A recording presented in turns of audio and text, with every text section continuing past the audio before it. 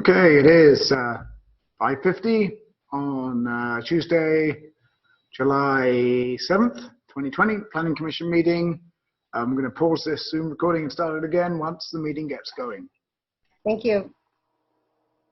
Patty, could we ask Ron for a little preview of where we're going as a group of planning commissioners without a leader? We'll get there, Miles. Yeah. We'll get through this meeting while we still have her, and then we'll hopefully get an update. Okay, you guys are good to go. I'm going to mute myself and hide my video. Thank you. All right, here we go. Without a gavel. The July 7th Planning Commission meeting is called to order. James, could we have a roll call, please? Marcy Baker. Here. Kim Blackerby. Here. Josh Brainerd. Patty Crowan. Here. Lenny Nelson. Here. Miles Schlesinger. Here. Max Smith. Here. Okay. Anne Marie, any agenda changes or revisions? Not tonight. Okay. All right. We had the our regular meeting of June 16th. The meeting minutes were sent around and included in the agenda packet. Can I have a motion to approve those minutes? So moved. Is there a second? Second. Oh, I don't know. That was a split. That was close. I don't care. All right. I think Matt won. Okay. Any discussion?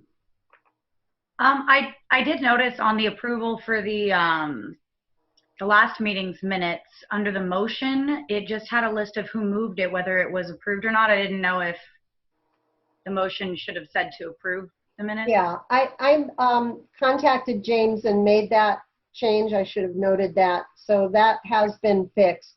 There's something glitchy with that first box, that it sort of self-populates with random information. So Okay. That was the only thing I noticed. great. Thank you. All right. All in favor? Aye. Aye. Aye. Any opposed? Okay. The minutes are approved. Any final orders, resolutions, or written communications? Not tonight. Okay.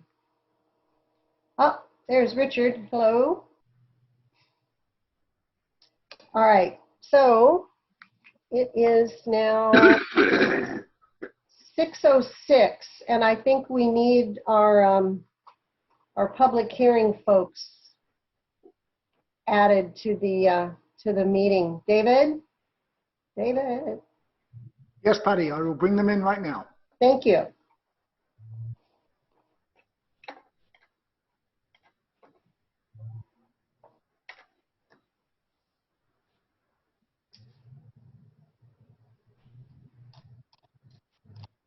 They're coming in. Okay, I see. And the audio is Bonnie. Mm-hmm.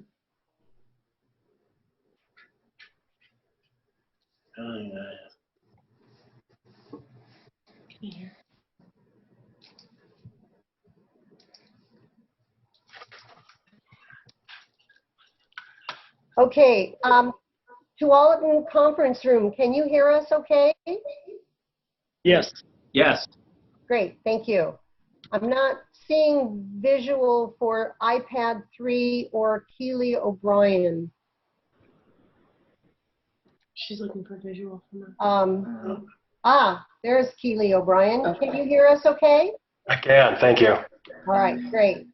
And where's iPad 3?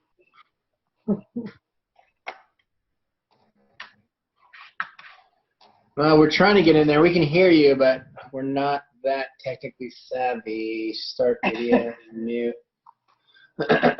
Okay, but you can hear us. We can hear you for sure. Okay, great. We're going to get started then. Okay. Um, Oh, there we go. There we are. All right, great. Welcome, everyone. It is now 6:08, and this is the public hearing for file SUB and PUD 2020-01. It's now open. This public hearing concerns a request for approval of a 3-lot residential subdivision and planned unit development for the Cove Phase 3. The site was previously approved as part of the Cove at Lincoln City, but the approvals have expired.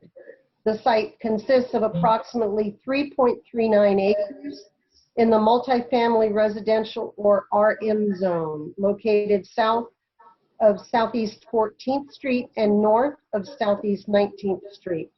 The applicant is Nandina and Company, LLC, and the owner of record is the Cove at Lincoln City, LLC.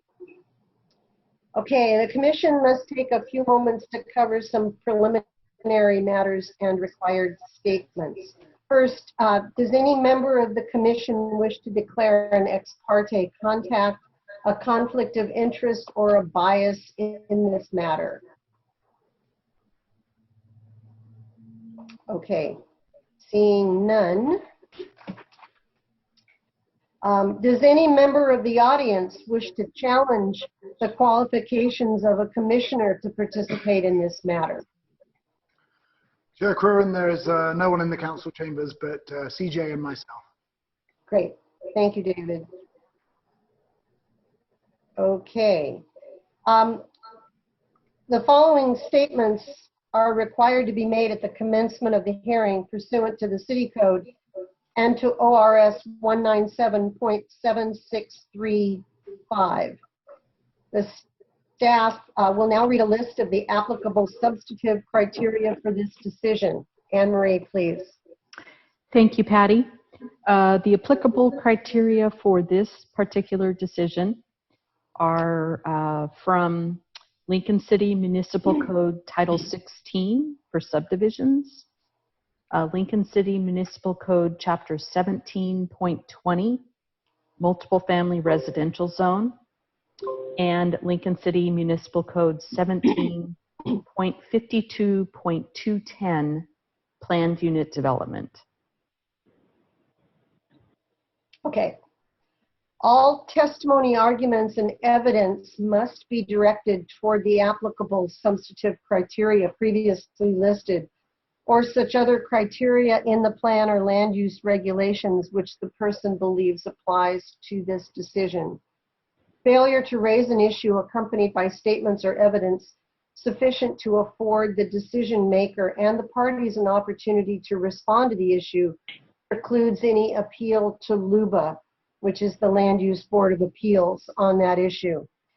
Failure of the applicant to raise constitutional or other issues related to proposed conditions of approval with sufficient specificity to allow the decision maker to respond to the issue precludes any action for damage to circuit court. Prior to the end of this hearing, any person who participated may request a continuance to provide additional testimony, argument, or evidence, or request that the record be left open to submit additional written testimony, argument, or evidence. Before the staff presents a report, I'm just going to summarize the public hearing procedures which have been adopted by the Planning Commission and the City Council in Lincoln City. Generally, the order of proceedings will be as followed. We go through these preliminary matters and required statements. We'll receive the staff report. We'll have an opportunity to ask questions of staff. Then we'll hear the applicant's presentation. And then we can hear those in favor of the application, those neutral, and those opposed. Testimony from public agencies follows that, with any rebuttal if time was set aside for that by the applicant. Then we have, I'll go over any request of continuance or to leave the record open, close of the hearing, close of the record, request to submit written arguments, deliberations, and then finally a decision.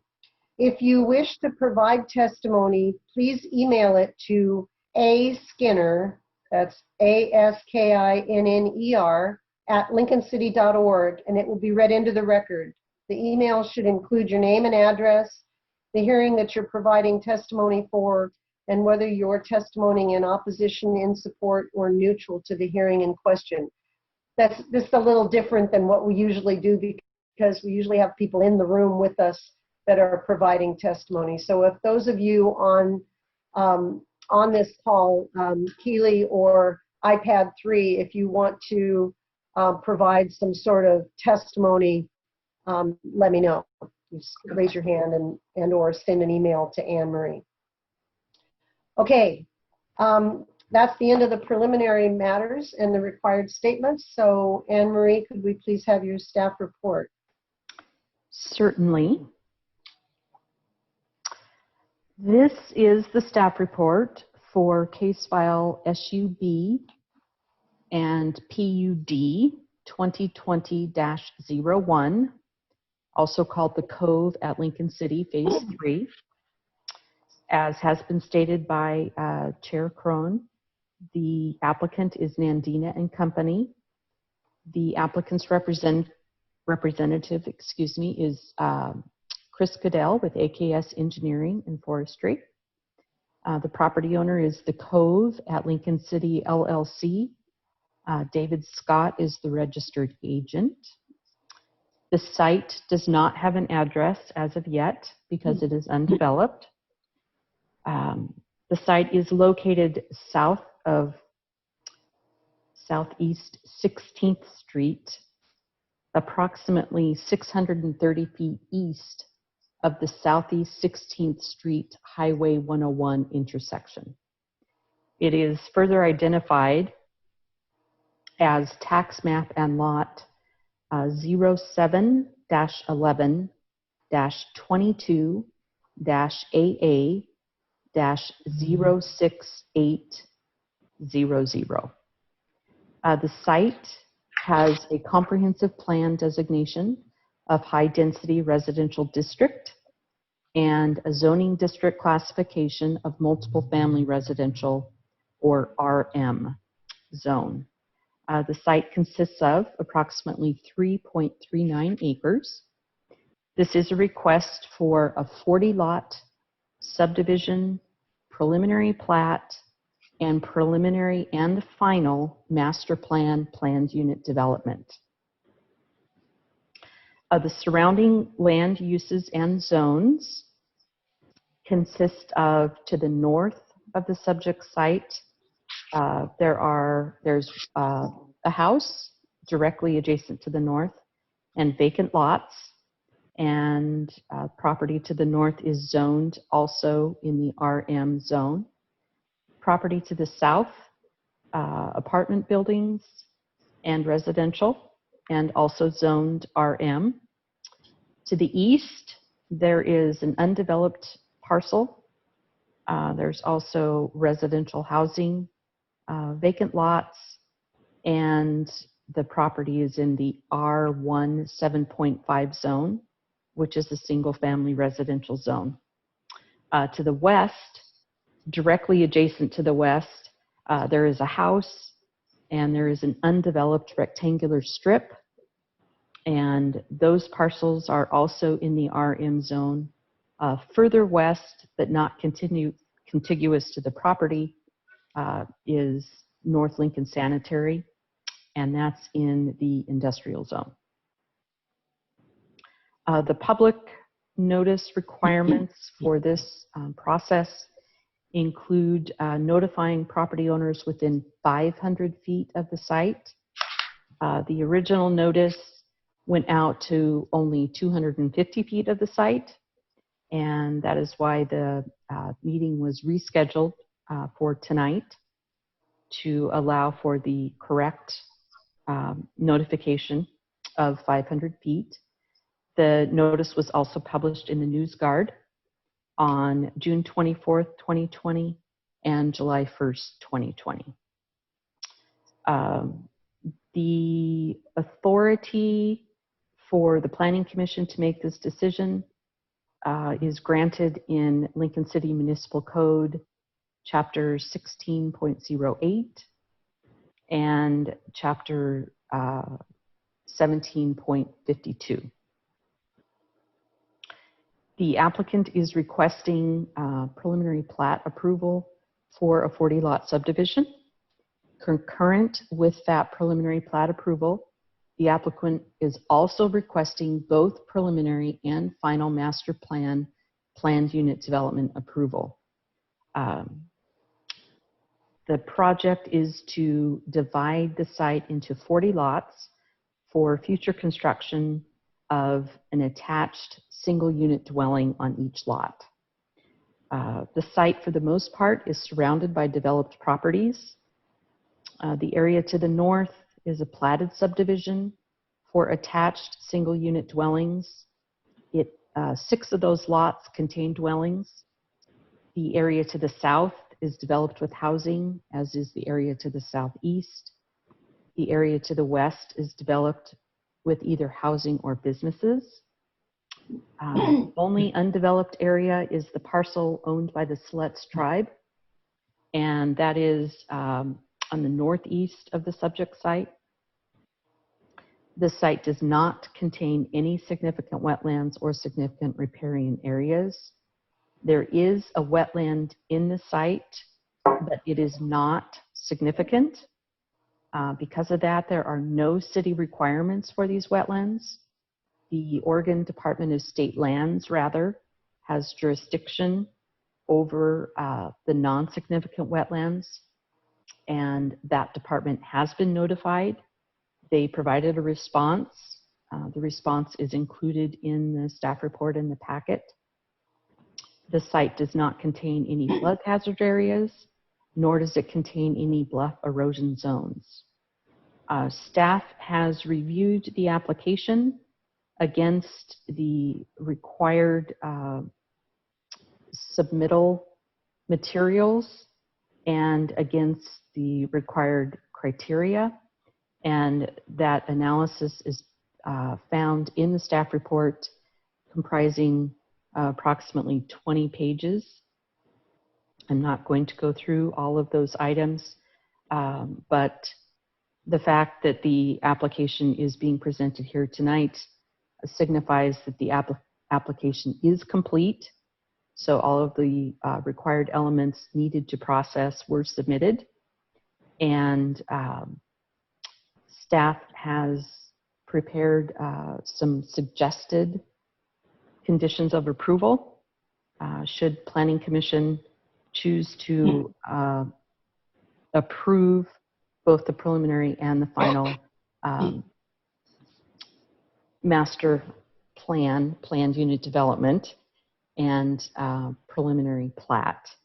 The final plat for the subdivision comes back in as a separate matter after the infrastructure has been completed.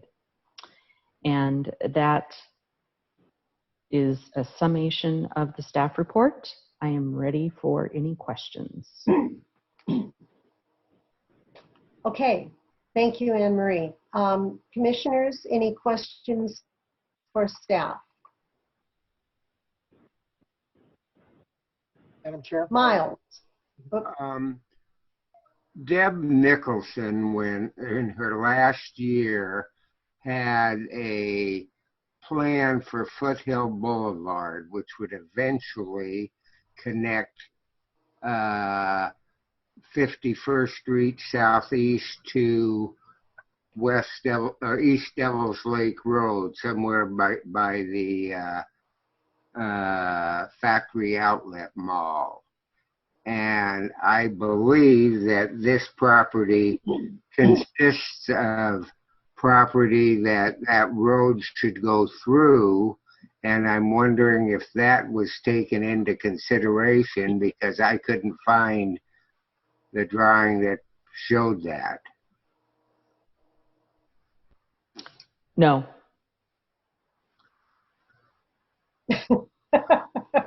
No. I really think it should, because that is a good plan, and for the community to grow, there has to be a second route to get from Taft, Southeast 51st Street, past the high school, and to the East Devils Lake Road, where it can continue up to the school or to the golf course, and that would provide access for the school district eventually to run buses to the garbage people, and for people to get to where they have to go, even during the summertime when the traffic is bumper to bumper, and God forbid there should be an accident in at Spanish Head, that route would be very useful, or an accident at the bridge. Well, there's nothing specifically in Title 16 or Title 17 pertaining to this particular application that would trigger the requirement for this developer to install that portion of the road. There should be. Okay. Ken? Ken Blackberry? Thank you. I just had a clarifying question. So this is a 40 unit in how many acres? 3.39. So 3.39 acres would hold 40 units? It does. Actually, the maximum density under the code would be 64 units. So they are not developing to maximum density allowed under the code. Okay. Madam Chair. Yes, Lenny. Anne Marie, what is the difference between a single family attached house and a duplex? A duplex is 2 units, but it's on the same lot. A single family attached dwelling is also 2 units, but they are each on their own individual lot. So they can be sold fee simple title. A duplex cannot. Okay.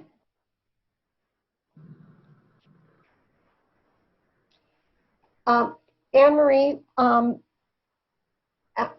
at the beginning of this, we noted that this had previously been approved in the code. When was that? When was that approval? It was some time ago. I believe it's expired at least. It was back in,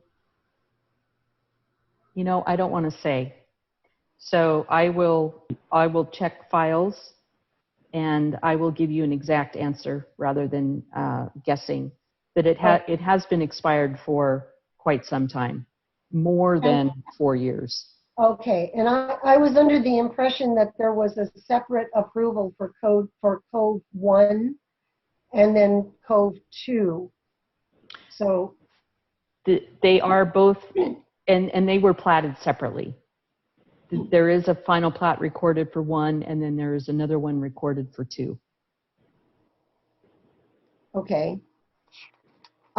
Is it typical to see a request for a final master plan planned unit development without any houses or without any submittal of what might be built on the property?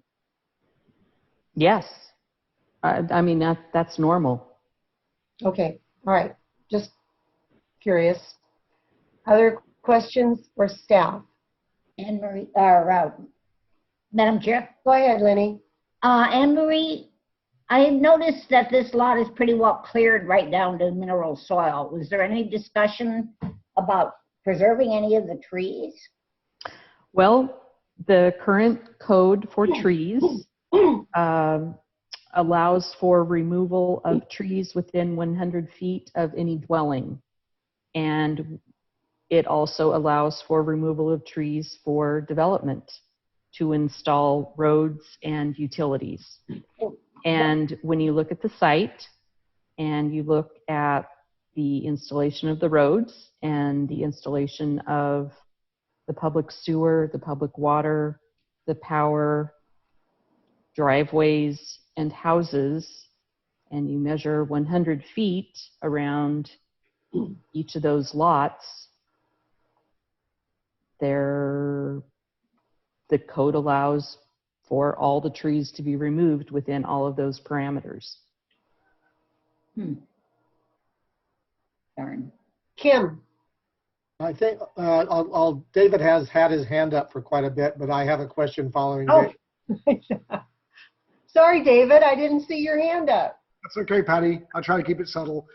So after I announced that there was no one in council chambers, we've had 2 folks appear, just to let you guys know. Okay. Whenever the flow is appropriate, I know at least the gentleman would like to comment at least. Okay, when we get to that public comment period, we'll come back to you. Perfect. Thank you very much. Yes. Okay, Kim, did you have something other than? Just to follow up on Lenny's question about the trees there, I didn't know the lot was already clear of trees. Is that right? Did I understand that correctly? No, it's not cleared of trees. Oh, okay. All right. So in the proposal by the engineering firm, I can't remember the AKS or something like that, they indicate the removal of a lot of trees, and then there's a big long chart. I didn't bother to count the number of trees, but they talked about removal of a bunch of trees and then replacement. I'm kind of interested in how many are being removed and how many are being replaced on that chart that they had in their documents. Maybe that'll come up when they talk. It will. The applicant will have more information on tree replacement. Okay.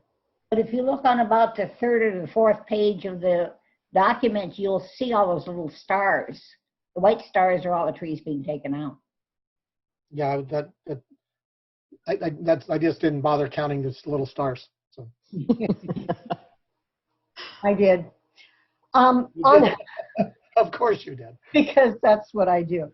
Anne Marie, in Cove 1 and Cove 2, how many of those lots have been built on? 6. 6 out of, I believe there's 39. 39. Mm-hmm. Okay, so doing the math in my head, 80% of those lots have not been built on. Correct. Okay. Other questions for staff? Yes, Marcy. So I, kind of along the same lines as Lenny's first question, I couldn't quite figure out the difference between a single attached dwelling and a duplex versus multifamily. Multifamily seemed like 3 on at least one lot, but I guess my question is, they're presenting only attached single family dwellings. Yes. And 40 lots. So does that mean that one building, it would like overlap on different lots, or that no detached single family dwellings would be able to be built? Or if someone wanted to build, say, a duplex on one of those lots, that wouldn't be allowed in this subdivision? Correct. Okay. So it would only be, so I don't know, I mentioned the lots would be individually sold, but if the dwelling is on more than one lot, I guess I was having trouble visualizing what kind of subdivision it would look like. The dwelling is on one lot, but it's attached to the dwelling that's on the adjacent lot. Okay. And then between those, so here's your dwelling, and then there's the lot line between it, which is also a wall. Okay. And then here's the adjacent lots over here. So there's space here and space here with another set of attached. And Okay. so the dwelling unit and the lot can be sold individually versus a duplex that has 2 dwelling units on it in one building in one lot. So you can't sell one of the dwelling units. You have to sell the whole building as both dwelling units on one lot. Okay, I think that makes sense. Yeah. And Marcy, perhaps the applicant, when they do their presentation, can help us visualize a little clearer how these would be constructed, particularly if the lots are sold individually. Okay. That would be helpful. Yeah. Okay. Madam Chair, Yes, Lenny. I was trying to get to the page, but I can't. But there's a page in here that shows exactly how those houses are going to be built. If I can get, if we get down to it. I couldn't remember the page, but it shows how they're butted up against each other on each lot. Okay. Right. I think if you visualize a series of townhouses that are all built with a shared wall between them, but each one of the townhouses is sitting on an individual lot. That's what we're talking about here. So single family homes, but they're attached to their neighbors, and yet they own the land that they sit upon. Okay, it's page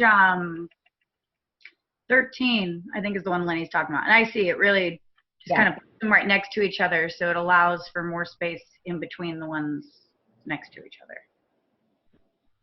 Yeah, the difference between townhomes is there's normally some common land. A townhome usually has some common land, where I don't think this one has any common land that I can. Yes, it does. It does. It's required to have common area, and Well, you're it talking about does have the common area. It's also required to have an outdoor storage area for boats and RVs, and it has that as well. So it meets all the requirements of the attached single-family ordinance, and meets all the requirements of the planned unit development ordinance. Okay. Okay. Any other questions for staff? Okay. Thank you, Anne Marie. We're ready for the applicant presentation. You're muted, so.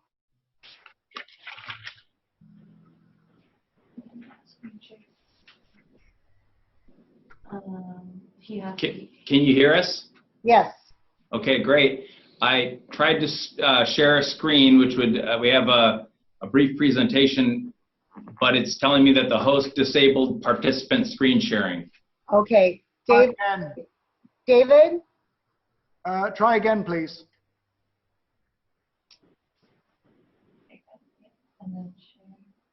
Which one? I think he's allowed it if you want to try again. You see everything, so and then they'll just. There you go. Where's my presentation? Right here. You can minimize that if you want them out. What I was going to do is this. Right? Okay, thanks for bearing with us here. So, hopefully you can hear okay and see us here. My name's Chris Goodell. I'm with AKS Engineering, and we prepared the application that you are reviewing here this evening. We're working with the property owner and applicant. My address is 12965 Southwest Herman Road, Suite 100, Tualatin, Oregon, 97062.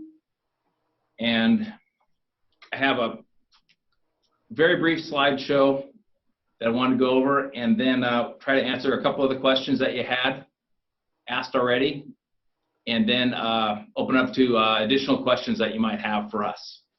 Thank you. Perfect. So Nandina and Company is the ownership entity here, and our firm AKS provided a variety of services for this project, including planning, civil engineering, land surveying, landscape architecture, and natural resources services. So Anne-Marie did a very thorough job of describing the surrounding area and properties that abut the site, so I won't dwell on that other than to say that this is the location of the project. And I think I'm going to come back to this slide to answer one of the questions that I heard. I think this is probably the best slide to illustrate surrounding street networks. So a couple of the project highlights. This is a markup of the site plan that we have in our application materials, but it does a pretty good job of showing what the single family attached housing product looks like. The tannish areas in the middle of the green spaces there are what are anticipated to be footprints for future homes. So the tan areas there would be their duplex, threeplexes, and I guess I probably shouldn't use that term because the code defines them differently. There's 2 attached units, 3 attached units, and 4 attached units. Each unit is on its own lot, but they're attached but with a common wall. So this illustrates the future housing type vision for the site. What's, I guess, of note is it was talked about earlier, the existing subdivision that's already been built and approved, that the housing product on there that's been built so far are 2-unit attached. So this is the same as that, except it has 3 units attached and 4 units attached instead of just 2. So as Anne Marie mentioned, this is a 40-lot subdivision. It's similar to what was approved many years ago but expired, and we are simply trying to do something similar to what was already approved one. The densities, as Anne Marie specified, satisfy the City of Lincoln City Development Code criteria. The lot sizes comply with the applicable criteria. There's a recreation area. There is a common space that was asked about, and the next slide that I'll show probably shows that a little bit better, but it's in the center there. Anne Marie mentioned the wetland, which essentially is a drainage way. If you're familiar with the property, it's a drainage way coming from the south, flowing north, and then it's piped underneath Marine Avenue when that was built. So that area is primarily the open space area, the recreation area, I guess I'll say. There's also required storage areas that we have provided, and those are the hatched in gray areas. So those are for individuals to store things on the site because the lots are smaller. So the idea is to have areas available for people to store stuff when it's not on their specific lot, and that's a requirement for the project.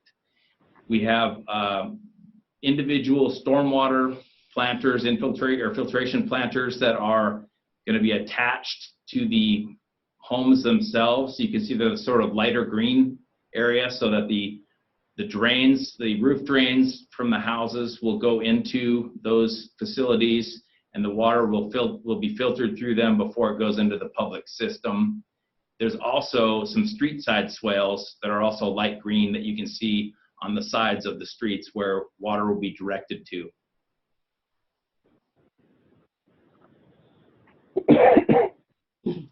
This slide here shows the common area a little bit better than the last one. It's primarily in the southern portion of the site, and then it follows the drainage way to the north. So that's all commonly owned area that it's available to the project and the residents. I want to now just kind of touch on a few of the questions that we heard. And I think one of the first ones that we heard was Commissioner Schlesinger asked about a road that was that he thought was going, I guess, a planned street going through the property. And actually, we've got the city's transportation system plan here, and we found that road. And I don't know if you can see my cursor, but the road is right now it's called Mast. Is that Mast? Mast Avenue. Yeah, Mast Avenue, and it's on the east side of this project, and it goes to 14th Street east of this site. That's what's actually mapped on the city's maps. So this is not the site that you were thinking of, Commissioner Schlesinger. It's over to the east. Hopefully that helps answer that question. Let me see. Other questions that we have, we talked a little bit about dwelling types, and here again, you can see Yeah, okay, so this again shows that the 3 units here, this is an example of 3 units attached. This is an example of 2 units attached, and then here is an example of 4 units attached. And this, you know, this is a multifamily zone, and it's the same as the zoning on the property to the north and most of the surrounding property. So the expectation here is that you would see attached dwelling units. So we're basically complying with the city's development code for what's permitted in these zones. So that's exactly what they'll look like. They're going to have shared driveways. You can see the gray areas there in front of the tan homes. So those are the shared driveways, and these are designed as private streets here. The idea was to not continue a street through the site and connect the two because of the drainage way. And so the idea is to leave the drainage way as is. Let's see. Another question that was brought up was regarding trees. And the idea here is that this site is pretty steep. And in order to build private streets that the fire district can come up, and so if somebody's house catches on fire, and so that the fire trucks can come up here and put out a fire back here, you have to have a maximum grade. You can't have really steep streets. So when you have that, you have to do grading. And when the grading occurs, you have to have there's tree removal when you have a site that's treed like this. So trees that need to come out, as Anne Marie mentioned, for streets and utilities and the future homes are permitted to be removed, and they are either to be replanted or a fee in lieu is to be paid. And the idea for this project is to probably do a combination thereof, is to put trees where they make sense and can be preserved and they won't fall on people's homes. And then if there's not enough room, then there will be a fee paid to the city in lieu system so that trees can be planted off-site. I think that's the questions that were asked. And so we wanted to, I guess I'm here with the project engineer, and we wanted to answer any questions that you had. We'd hope that you'd ask them before you close the hearing so that we're able to provide answers without having to reopen the hearing. That gets kind of clunky. So with that, we appreciate the positive recommendation from city staff. Anne Marie did a great job of working with us on this project, and we really appreciate all of her help, as well as the city engineering staff and everybody else that we've worked with. So we would hope that. Could I ask a question? Sure. Go ahead, Miles. Your meeting, go for it. I wanted to know where this comes in then. You said what I was thinking about for Foothill Boulevard connection is east of your 3 and almost 4 acre project. That's correct. It's shown, the city's transportation system plan shows the street going from 19th to on 19th Street upshoot, sorry. So it's coming up through this street here to 19th Street eastbound, and then up through Mass that way. So that's the general. I don't have that map in my arsenal, but it's the city's adopted plan. So that's what we're going on. So it's not adjacent to this property or contiguous to the property. It's east of it, Miles. Yeah, okay. If you can see my pointer here, it's shown as a continuation of this street. Yeah. And you don't control any of that property. Right. That's correct. But it's a great question. Thank you. I have a few. All right. Well, Patty. Do you intend to build these homes?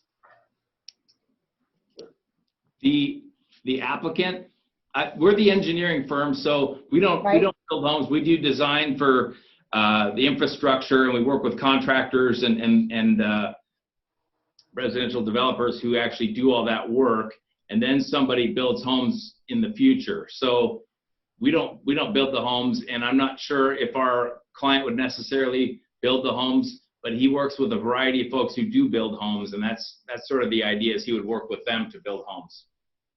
Okay, the reason I'm asking the question is because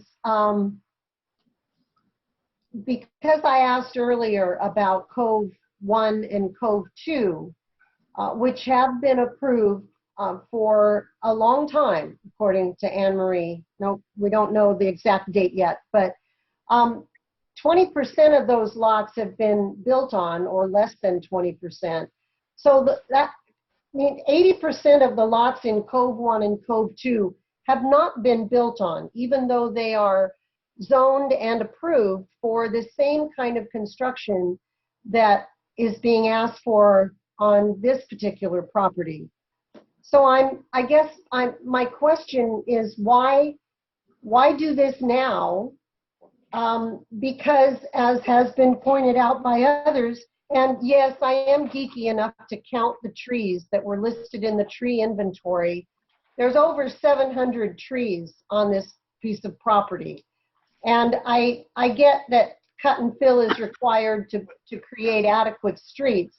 But I'm wondering why less than 10% of those trees are scheduled to be preserved, and most of the ones to be preserved are on the edge of the property, whereas it's essentially going to clear cut 3.39 acres of land to put in streets and lots that may not be built on for a decade, like Cove 1 and Cove 2. So I understand you're the engineering firm. It would be really nice to have the applicant here to answer that question, but in lieu of that, you're sort of stuck with it.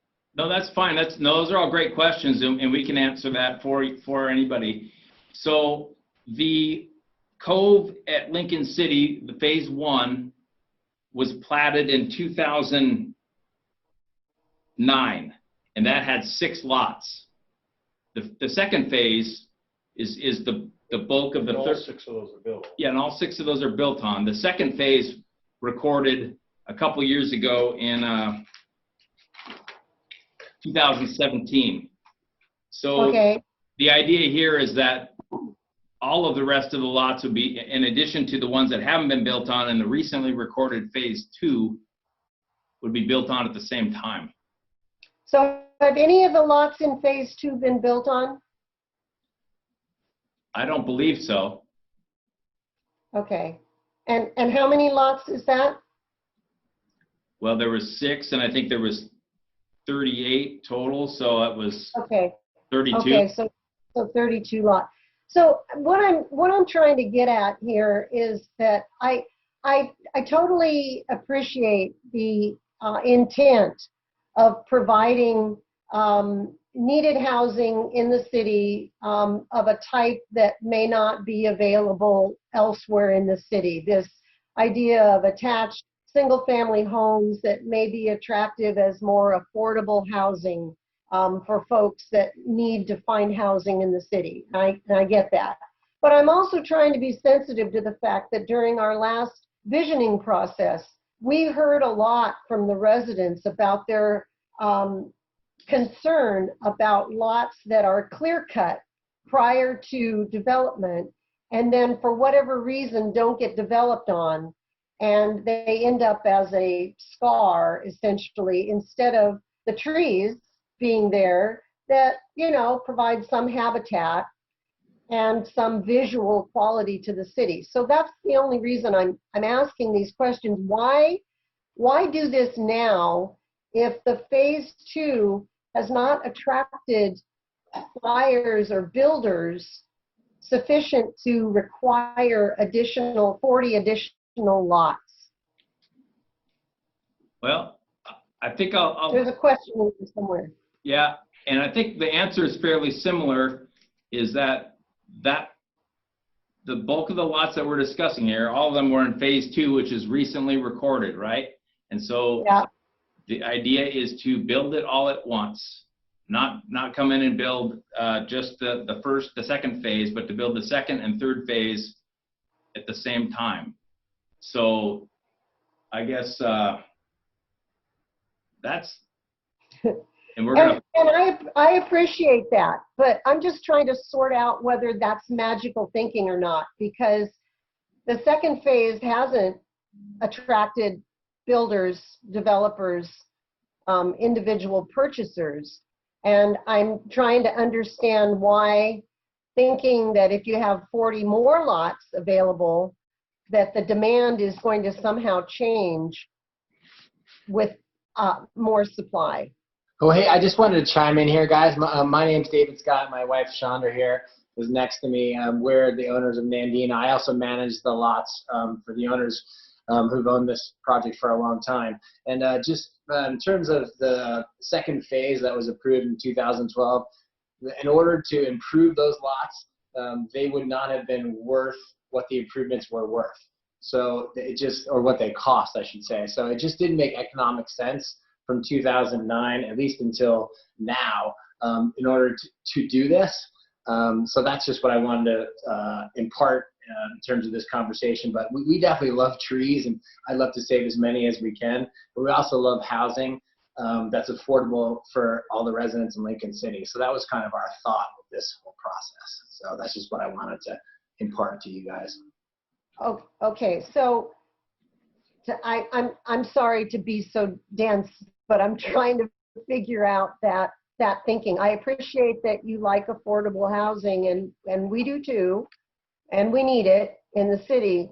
But why do you think that having 40 more lots is going to somehow change the dynamics of sale and purchase? Do you have people lined up to purchase these lots? We do not have any any pre-sales, but we've got a builder who's also on this call, who's an established builder that's built multiple projects at the coast. And so that's who we're going to use to build these out. And we think it'll probably take, in terms of the absorption, probably 6, 10, 12 houses a year would be the max that we could kind of sell off. So it's going to take us a long time to move through this process. Yes. But your company intends to build these. we're going to hire. That's on the call. Yes. We are not the actual builders ourselves, but we are hiring O'Brien and Company, who's on the call. So. Okay, I see, Keely. Yes, Kim, you have a question? I appreciate your questioning, Patty. So I'm following your thoughts. So I just want to make sure I'm clear. So in the phase 2, there's still 38 lots left to develop. Is that what I understood? I think 32. 32. Okay, 32 lots left to develop from phase 2, and then another 40 coming out of this phase. Is that correct? That's my understanding. Is that right? There's an additional 62, I believe, but I think AKS can chime in here. No, 62 is what could be developed. Sorry. Called 40. 42. So the math is you've got 32 that you haven't found economically feasible to develop, and now you want another 40, room for another 40 more to develop. So That's not quite the math, but. Well, tell me what the math is then.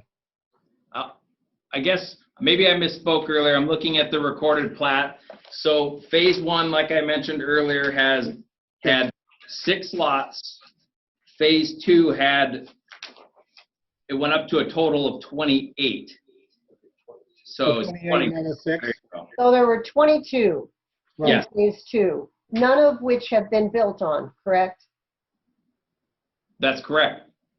Okay, so there's the math, Kim. So it's Yeah, thank you. And then they 22 want plus another 40. 40. So that's a So total a total of 62 lots. 62. Right. Yeah, but in terms of that first phase, so it was supposed to be a first phase of 28, but it was actually split into phase 1A and 1B, which was kind of a strange thing. But that was done in 2008, so it was at least 2 or 3 years before anything made any kind of economic sense whatsoever to move forward. Sure. You guys went through 2008 and 9 like we did. Yeah. So 2 to 3 years of that. So that takes it up to, let's just give credit, 2012, 2013. But nothing has been developed since then. Yeah, I mean, we wanted to make sure that we could do this next phase to make sure that it was all okay. I mean, we were looking for buyers for this as well, but just no one was interested. I mean, no one would pay what anything over what they would cost to improve. In fact, they were probably worth 10 or 20% less of the cost of improvement because, in particular, the steepness of the grade that we've been talking about on the backside of this. They were costing 35 to 40,000 to improve, and they were worth 20,000 until 2014, 15. And so since 2014, they were worth something after that then to develop. Only if someone would buy them. But 6 years later, no, it still hasn't been worth it then. That's because we're trying to work on this next section so that we can make the whole thing viable. Okay. I guess that's the question we have I is agree. what has convinced you that developing these additional 40 lots is going to make those other lots more viable than they have been? It's this entire process. We couldn't move forward with the whole thing based on the owners that own it. I manage it for them, but I don't own it. So I convinced them, because now they're older guys, that this would be the time for them to sell. We worked on a price over years, and now it's all come together. So we think this is a good project for all involved. So this is Monty Hurley. I'm also with AKS Engineering here, Chris Goodell. I just want to make sure kind of we got the numbers and dates straight. I think this will maybe clear it up a little bit. So to be clear, those 6 homes that were built in phase 1 were built back in 2009. The phase 2 infrastructure and the phase 2 plat did not get done until 2017. And it only cost 20 lots. So this step in the process is just one step in the land use process. So if you approve this tonight, it'll take another year to build the infrastructure and complete a final subdivision plat of the 40 lots. During that year, Mr. Scott and Mr. O'Brien can start building the homes on the existing phase 2. As he said, he's looking at maybe an absorption of, say, 12 lots a year. So if he builds 12 lots this year, 12 new homes, and then he continues to build homes, he'll need that infrastructure built, that plat recorded, to roll right into this phase and keep building another, say, 10, 12 homes a year. If they go out there and just start trying to build on the 22 lots that are there, they're going to run out of lots in less than 2 years. And if they don't start the subdivision infrastructure on this phase, then they're not going to have any homes to build after that. I totally appreciate that, and I thank you for providing that.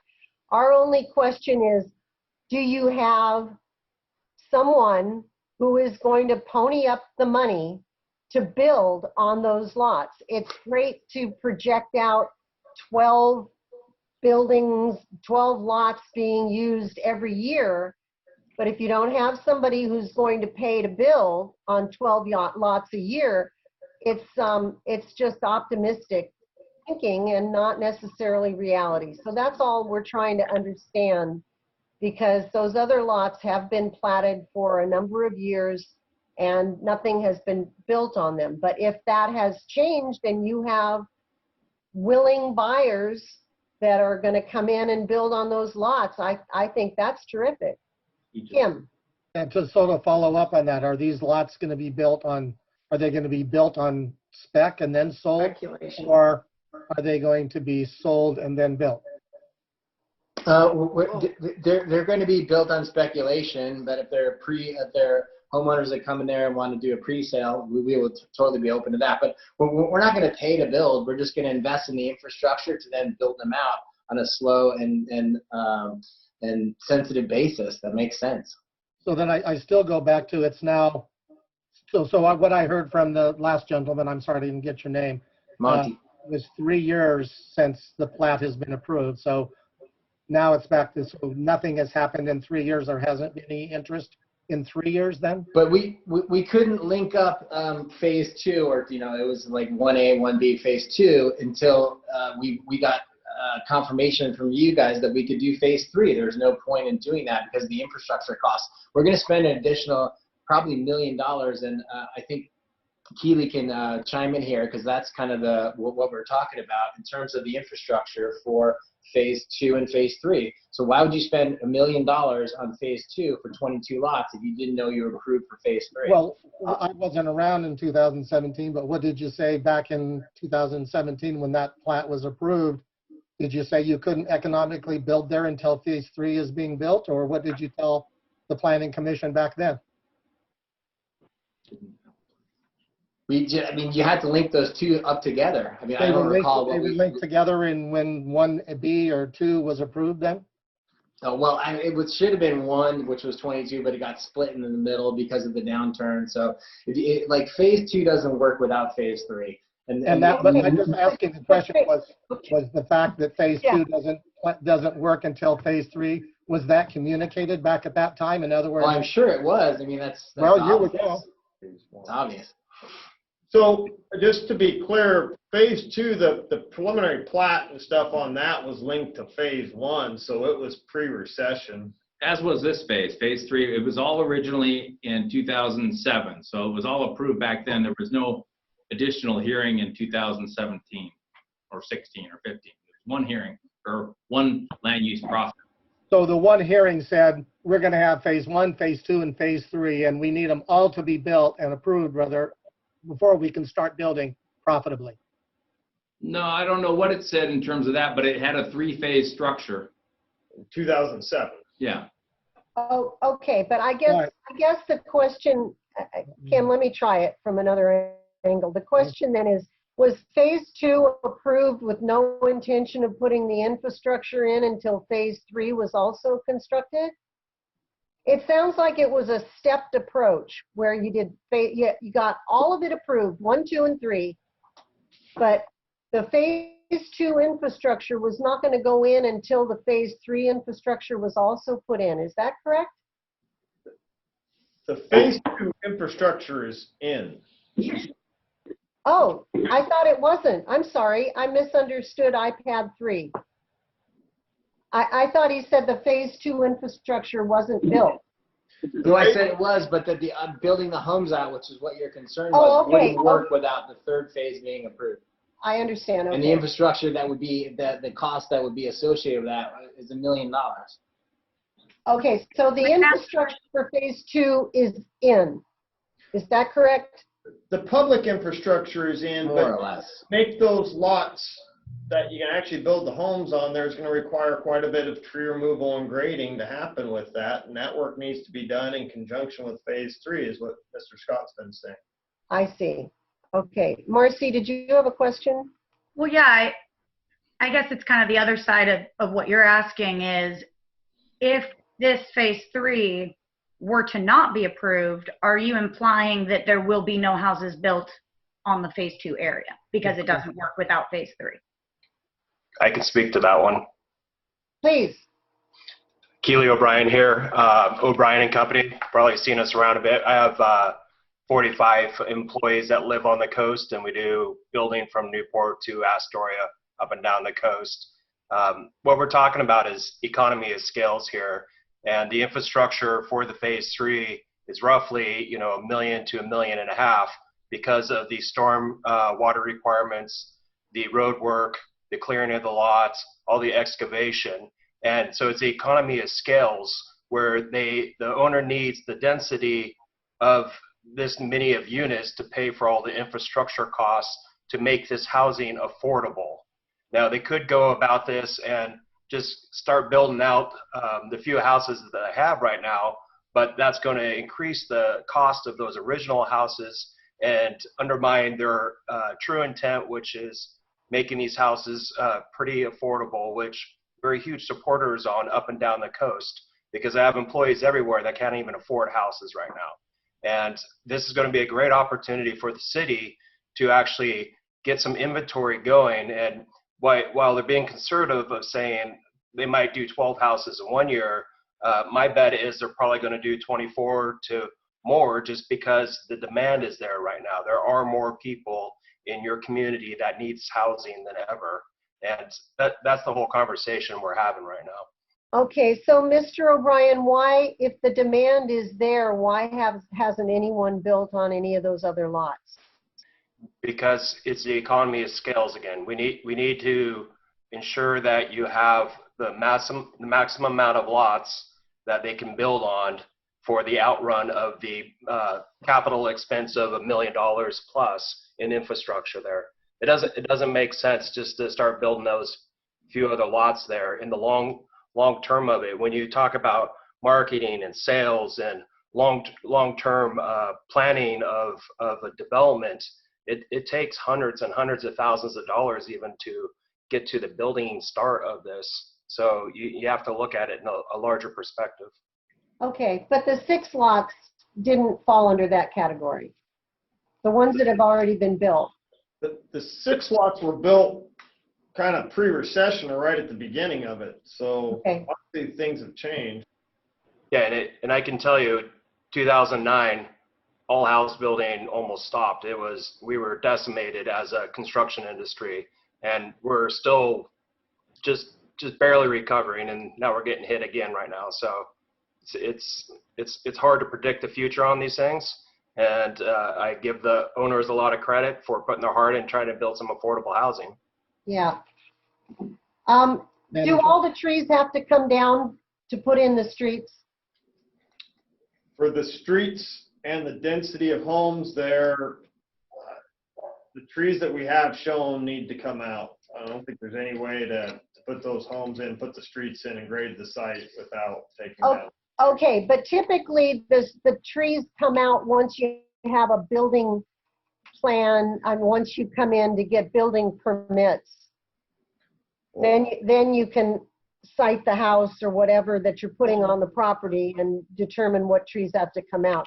What I'm seeing is over 700 trees coming out. What you're describing might work on a flat site with a big lot and a detached home. It doesn't work on a fairly steep site in a RM, which is a multifamily zone. The streets and infrastructure and grading and foundations for those homes all need to be planned out at the beginning, and that tree removal needs to happen all together. You can't do it a unit by a unit. Just okay. So is this 3.39 acres of challenging topography cost effective to build affordable homes on? Well, that's the whole part of this discussion. Is it's very difficult to build affordable homes in small little segments. That's why they're going for the full 3 phases of this project. Right. I'm just looking at it from a topographic perspective. It seems that affordable housing on flat is easier than affordable housing on something that takes significant cut and fill, which this project seems to have quite a bit of. If we can go to the site plan again, I can show you a little example. Okay. Which one do you want? There. So if you look at the units on the far right, yeah, that slope there is we're going to have to do about a 10 to 15 foot cut to where that house is, and to safely build a retaining wall in that area, we have to slope back usually at a 1-to-1, depending on the soil, sometimes a 1-to-2. Therefore, your ratio of cut brings your slopes back quite a bit. Unfortunately, that's the area those trees are going to have to come out, and that's what we're talking about. I mean, none of us want to have to take them down unless we have to, and they are saving quite a few and have a nice rec area through there, but constructability-wise, what they're showing is going to have to come down to even build these things. Okay. Can we talk about the recreation area a moment? Are you suggesting that the wetland swale is the recreation area? And if so, can you explain to me what kind of recreation you envision people doing in there? So it's the upland area there that is the open space, right, and recreation area. There's the code doesn't define where the recreation area has to be. It's on those individual lots. It's all recreation area in the backyards. So there's a variety of areas for recreation. So what kind of recreation enhancements will go into that area? Primarily, the goal is landscaping, to have passive recreation. Right, so no pocket playground, no sort of community collection area where if people can ever get together again, they could get together? No, it's fairly steep in there, and with the road building, it's going to make it a little bit steeper in some of those areas. So the idea was to leave it in its natural state for the most part. Okay, so very limited recreation capabilities for that area. It's mostly just an open space area, is what I'm hearing. Yeah, Kim. Madam Chair, I didn't know if you could see me or not. Sorry to be raising my hand all the time. No, I can see you. So I just wanted to go back to whether question to Mr. O'Brien or anybody else questioning. So if I wanted to buy a lot in phase 2, which is already has all the infrastructure in it today, could I buy one? You couldn't, because it has the public infrastructure in, but it's not shovel ready. So you'd have to spend $35,000 to $40,000 to get your lot ready to build, and the lot probably as it is probably worth 25 or 30 based on a sales price of 275,000. Like the rule of thumb in terms of the lot price that's improved into the sales price of a house is 1/4. So if you're going to sell a house for $200,000, you want to have your improved lot for $50,000. So these that lot's in phase 2, which you're asking about, that would cost you an additional $35,000 to $40,000 to improve. So yes, if you're going to pay us $40,000, we would happily sell you a lot. Okay, Give me 3 months. so my understanding. Totality. You can't pick them up one at a time. It's just not a realistic way to look at it. Okay, so if I understand the summary of this conversation is you never intended to sell any lots in the second development until the third development was approved. Aesthetically, it would Correct. make sense. Yeah, it just didn't make sense aesthetically or economically. The other issue that's worth pointing out is those are designed for attached homes also. And so buying and developing, trying to build a home on one lot at a time doesn't work, obviously. They're attached, so you'd have to want to buy 2 lots and build the attached product on there. But there are all these buyers out there ready to buy them right now, according to Mr. O'Brien. So. Well, I don't think there's. When it's all ready to go, yeah. Yeah, we have to get it prepped and ready to build on, and then there's demand out there. There's no question for it. Okay, changing subjects, I have another follow-up question to Patty's there. So she counted, to Patty's credit, taking the time and how she treats her job in terms of diligence, she counted 700 trees being taken out. How many trees will you put back in? The mitigation, I think it's, staff can go ahead and chime in, but I think it's 1 per 1. So we'll put in as many trees as is feasible on the site, right? And then the rest will be a fee in lieu. Well, there's a chart in there that says replace. So how many are on that chart? There's 726 trees overall on the site. I know, but you have a chart that says remove, remove, remove, and then the rest of the chart goes into replace, replace, replace. I'll look at the chart. No, it goes into preserve. And there's 59 trees identified as being preserved. Okay. So less than 10% of the trees on the site would be preserved. And then I haven't seen a landscaping plan, so. And Madam Chair? Yes, Anne-Marie. I would like to just emphasize that the code does not allow removal of trees on a lot unless building permit has been issued for that lot. That is a code requirement. And I explained that to the applicant verbally and through email. So does that mean that the entire 3 point some odd acres will not be clear cut? They can't. The code doesn't allow it. So they're just going to do streets and infrastructure, and then all the trees have to stay there until the lot is sold? That is the way the code is written. That unless the only way that they can clear cut it is if they come in and apply for building permits, and those building permits are issued. Once those building permits are issued, then they can remove the trees on that lot. Well, I heard them say earlier that they were going to pay for that. They were going to pay a city a fine or something to go ahead and clear cut them all and then pay the city to have them placed somewhere else, if I got the wording right. The tree removal code doesn't allow that. So if they want to do it that way, the Planning Commission will have to specifically approve it with a condition allowing it to be clear cut. Okay. Can I get a clarification from the folks at AKS that that's not what you said? You were going to clear cut and then pay the city?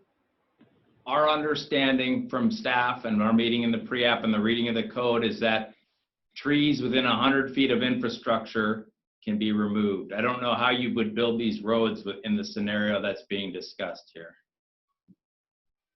Anne Marie? Trees within 100 feet of a structure can be removed once the building permit is issued. And I'm looking for the code section right now, if you give me a minute. Then how would we build a street? Well, you can build the street. Well, where does it say that though, I guess? If you give me a minute, I'm looking for the code section. Okay, sounds good. Thank you.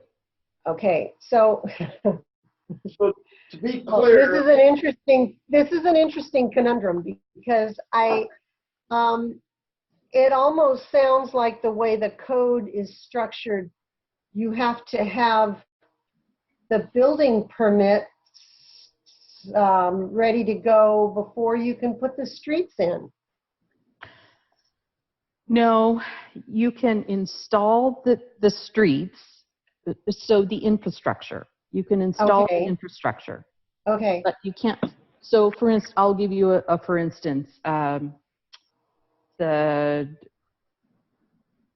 of the lots well, there are hardly any left, but there are lots in Olivia Beach that have not yet been built on. Those lots still have the trees on them.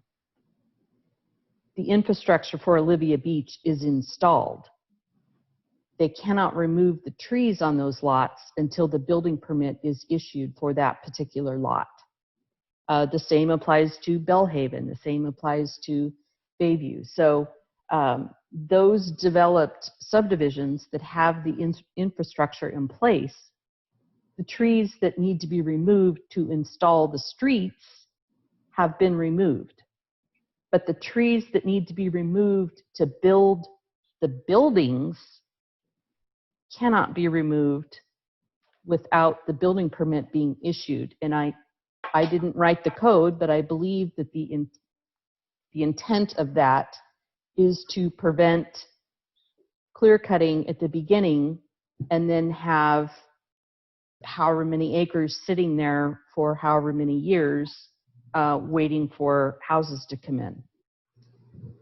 Okay, so let me let me ask this question of Mr. Goodell.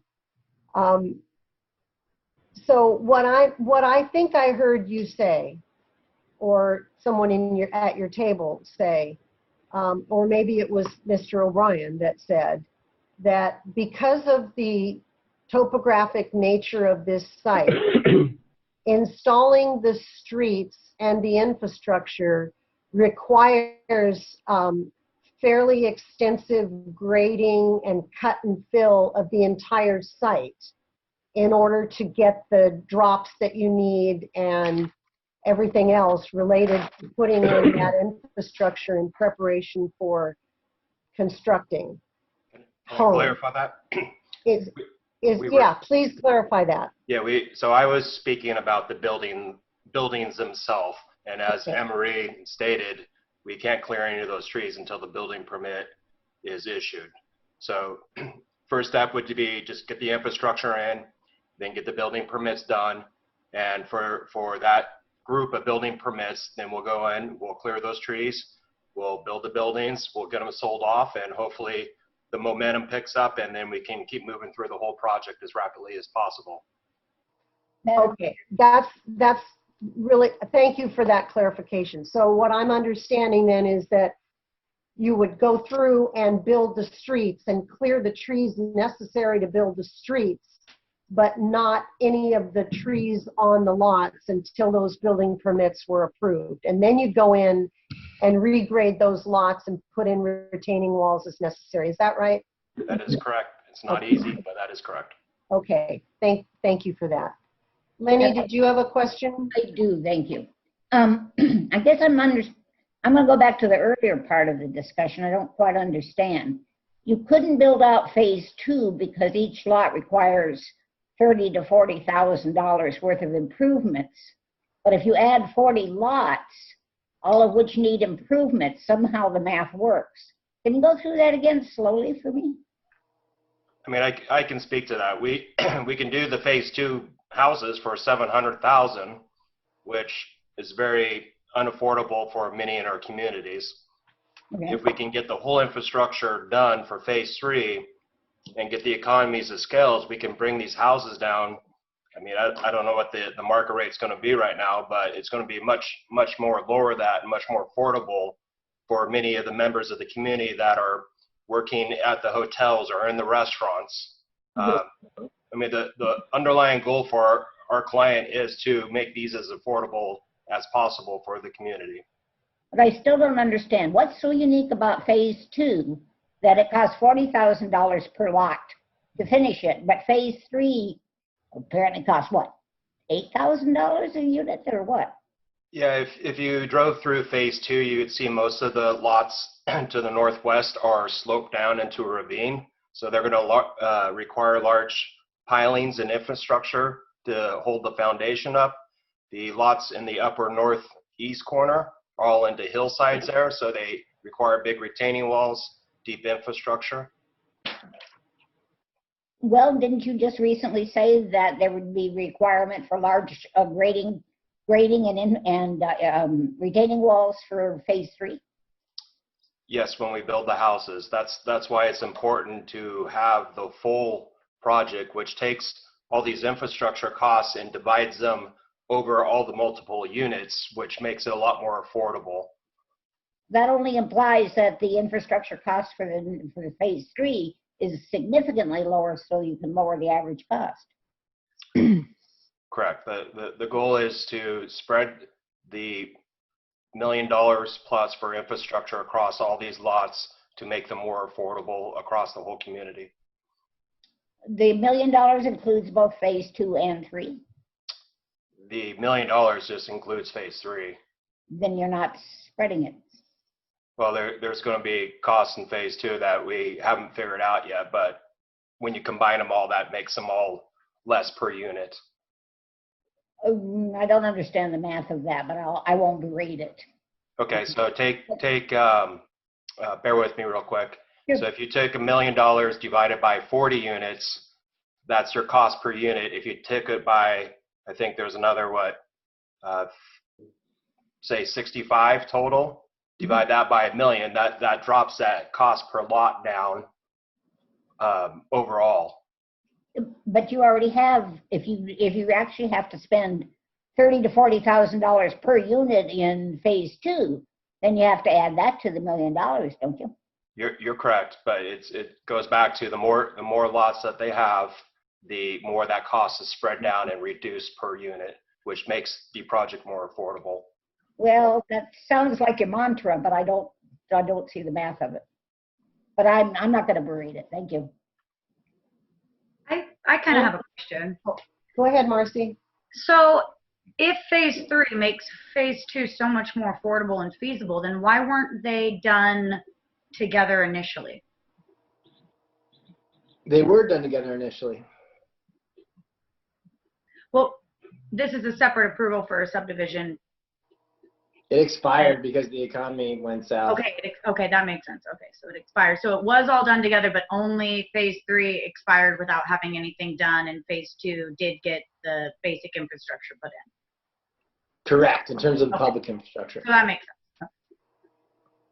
Okay. So basically, you built the phase 2 infrastructure betting on the fact that phase 3 would be approved. Yeah, No, you could say it like that. phase 3 didn't get built fast enough, so the approval expired, but phase 2 got done, I think is what. The public infrastructure went in, but not Right. the individual lot infrastructure. Exactly, I understand. Okay. Anne Marie, did you have something else? Oh, I have not taken my hand down. You were looking for the city code to answer the question for DKS about the trees. I think. Oh, I do have that code section.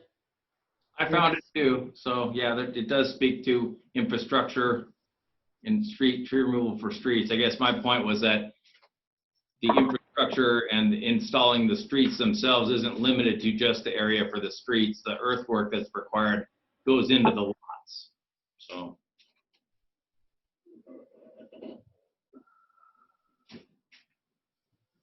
Okay, so it sounds like the 3.3 acres will be clear cut with the expectation that there might be some homes built on it within the next 2 to 3 years. No, I wouldn't agree with that. I think No, what the code, absolutely not. Well, which lots are you going to sell lots on both phase 2 and phase 3, wherever somebody? We're selling homes, we're not selling We're lots. building And, homes. and the clear cut's the wrong term. We're just going to take down the trees necessary to put the infrastructure in. And we love trees. I mean, like, yeah. Okay, all right, but please understand that the reason we're using the term clear cut is because your tree inventory lists over 700 trees and only identifies 50 some that will be preserved. So 90% of the trees will be removed. That sounds a whole lot like A clear cut to me is there are no trees left. average person. We just disagree on our terminology, which is fine. We're just going to take down the number of trees that we have to put the infrastructure in and make it so we can build up. We're not selling lots. We're going to build the homes out with O'Brien and Company. so initially, in the way these things work is that, as Anne Marie spoke to, is that the streets, and you would go through a final construction plan review. And it says in the code that the community development director gets to look at that and approve the tree removal plan. So at that point, the city staff looks at that plan and decide and makes a call as to whether or not the trees that are being removed are necessary to be removed with that infrastructure, right? And so that permit gets reviewed and approved, and the infrastructure goes in. The trees that need to come out for that are removed. And then later, other trees would have to come out, which are included in that total removal. So overall, yes, you're correct, but the timing, I guess, is different. And by the time the homes go in, that's when those other trees will come out. So yes, the trees will be removed, but at that point, they're going to be replaced by homes, which Anne Marie indicated is permitted. Yeah, and I appreciate that clarification. That helps a lot because the way the application read, it did not identify that staged approach to how you intended to deal with the lot. You keep saying that you're going to build these houses and that there's the demand for it. Would you provide a housing plan and timing for the build out as a condition of this? There's a certain amount of time that's allowed by the code, and it's basically a year. So you have a year, and then you can extend it for, I think, another year. Yeah, for the subdivision. So the infrastructure has to be done during that time period. Right, but I'm talking about the actual construction of the homes within the project. Well, that's based on market demand. So as homes sell, if they sell quicker, then it gets built quicker. If they take longer, then it takes longer. But ideally, they'd all be built, next year. I would love to build them It's not all. like that's going to happen. Yeah, we'd love to build them all next year. We'll totally comply with the code as our application shows. Okay, Mr. O'Brien, Yes, ma'am. how many houses do you plan to build by the end of 2022? It would save our client and the community a lot of money if we can build all 40 in 1 year. And we can easily do that as you've seen us build up and down the coast. Yeah. But it is a market demand situation. So if the market decides to tank here this fall, those plans are going to change. But Sure. ideally, you know, if we can knock out, you know, 30 houses this year, and then or as soon as we can, and then finish out the rest the year after, everyone's really happy. Yeah, and I understand that optimism, but I want you guys to also understand that we're looking at 22 available lots that have been sitting there for a couple years that nothing's been built on. And who knows, in this market economy, those folks that might have been available last year to buy homes may not have jobs right now. So we're all in sort of a, you know, a kind of voodoo land of understanding what the market is going to be demanding for these kind of homes. Yeah, and I really appreciate that thought and that view. Keep in mind, I'm talking from the building perspective. Sure. And I think Dave mentioned earlier their conservative goal is to do 12 a year, and I think that's conservative. I feel that. Yeah, I appreciate that. I'm coming at this from the finance perspective since I'm putting up the money or finding it. So that's why I was thinking 10 houses a year would be just a nice, a good thing. I've got a loan company as well, and I got a call from an engineer in California. He's got his house in the market in Hayward. He says, I can work from anywhere. He's like, I want to relocate to Lincoln City. And I'm like, you do? That's great. He's like, I'm like, do you know kind of what it's like down there? He goes, no, but I can work from anywhere, so I want to do it. Could you help me with a loan there? And I'm like, sure, actually, we're working on a project there. So I think as we're thinking workforce housing would be wonderful. Maybe our workforce is depleted a little bit, then it'll come back a little bit. But we've got some other people that are coming from other areas of our country that are concerned about where they're coming from. They can cash out the equity of their homes. And they want to maybe go down to the coast. So I think as one door shuts, maybe another opens. And I just want to be conservative because we're putting up the cash for this or finding it. So yeah, I mean, I love Keely. He could build all 40 homes, tomorrow or in a reasonable amount of time. But we just want to be smart about it. And that's my 2 cents. Thanks. Other questions for these guys? I think if you can give us our screen back.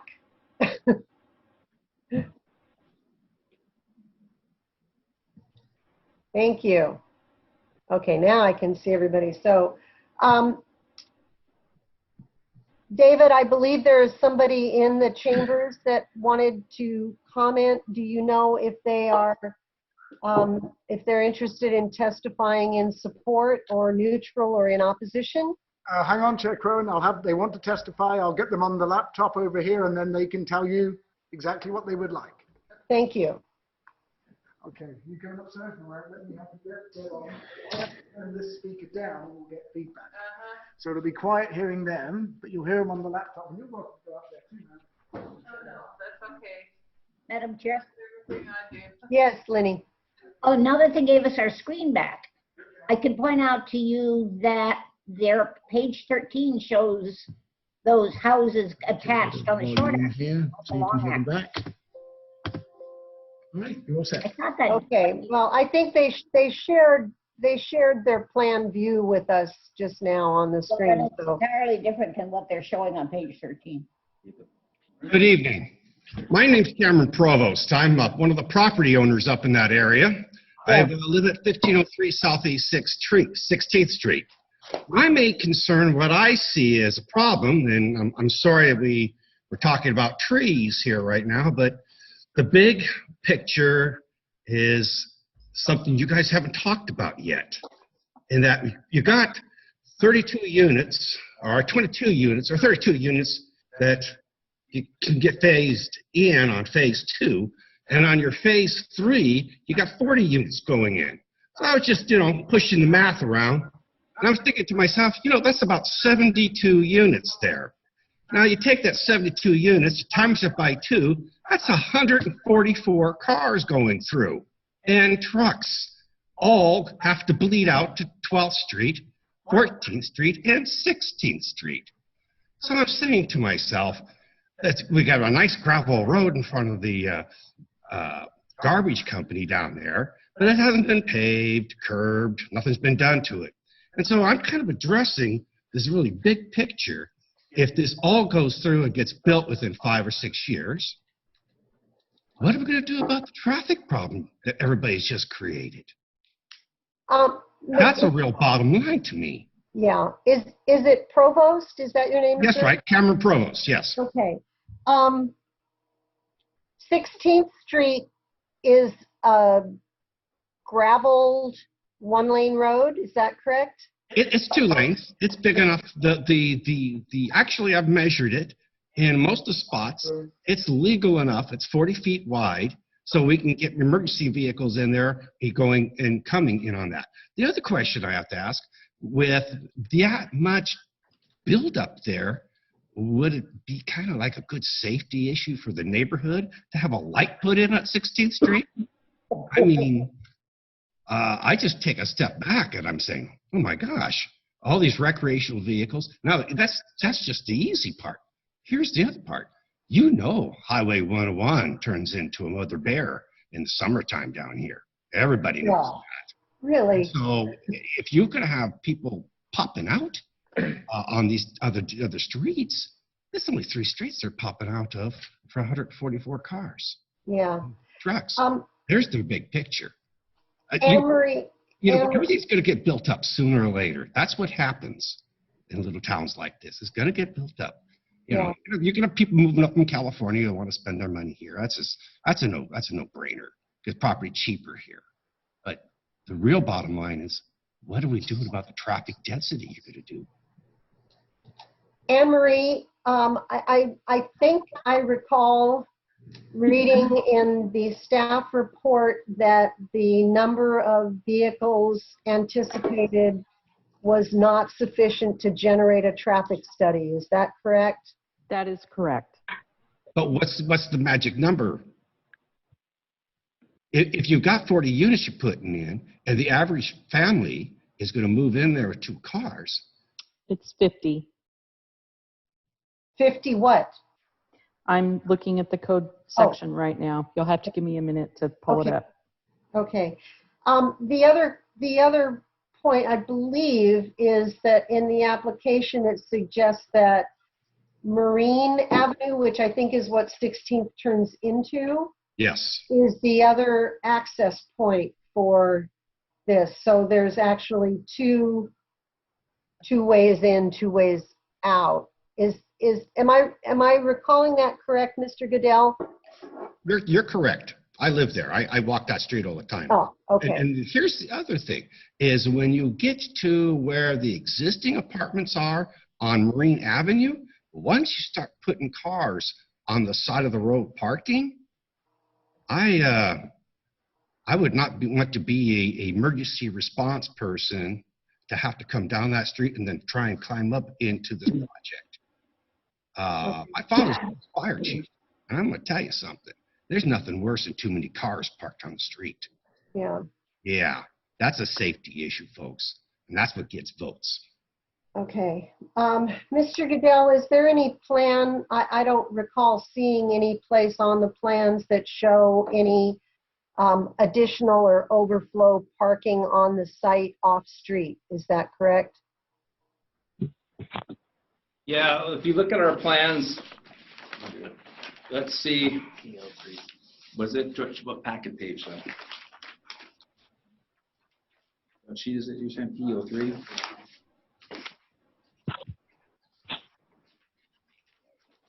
Okay, so packet page 13 on our plan set, it's P03. Okay. So this shows all the parking on it.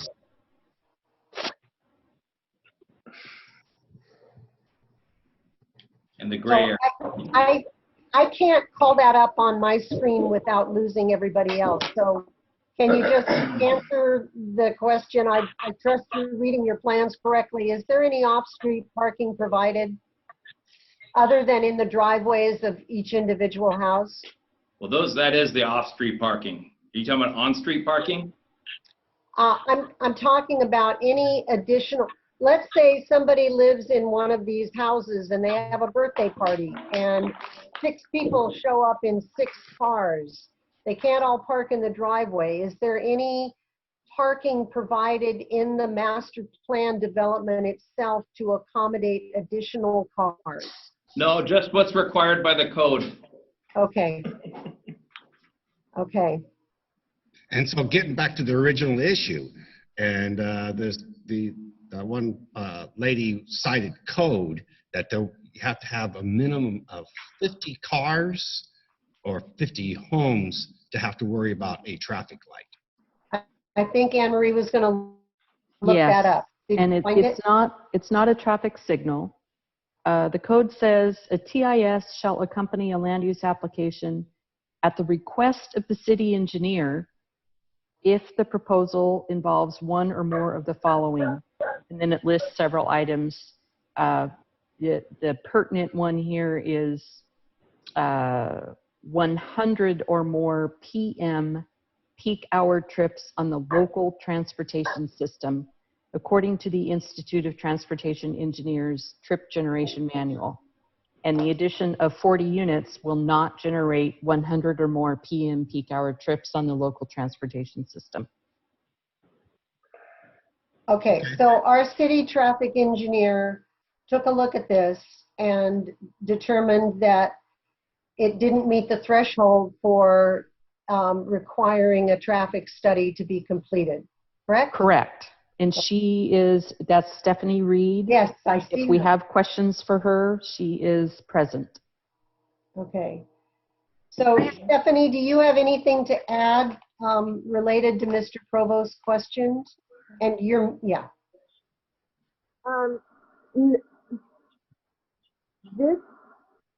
The street subdivision, Bay Street, did not generate the traffic impact analysis, which I would say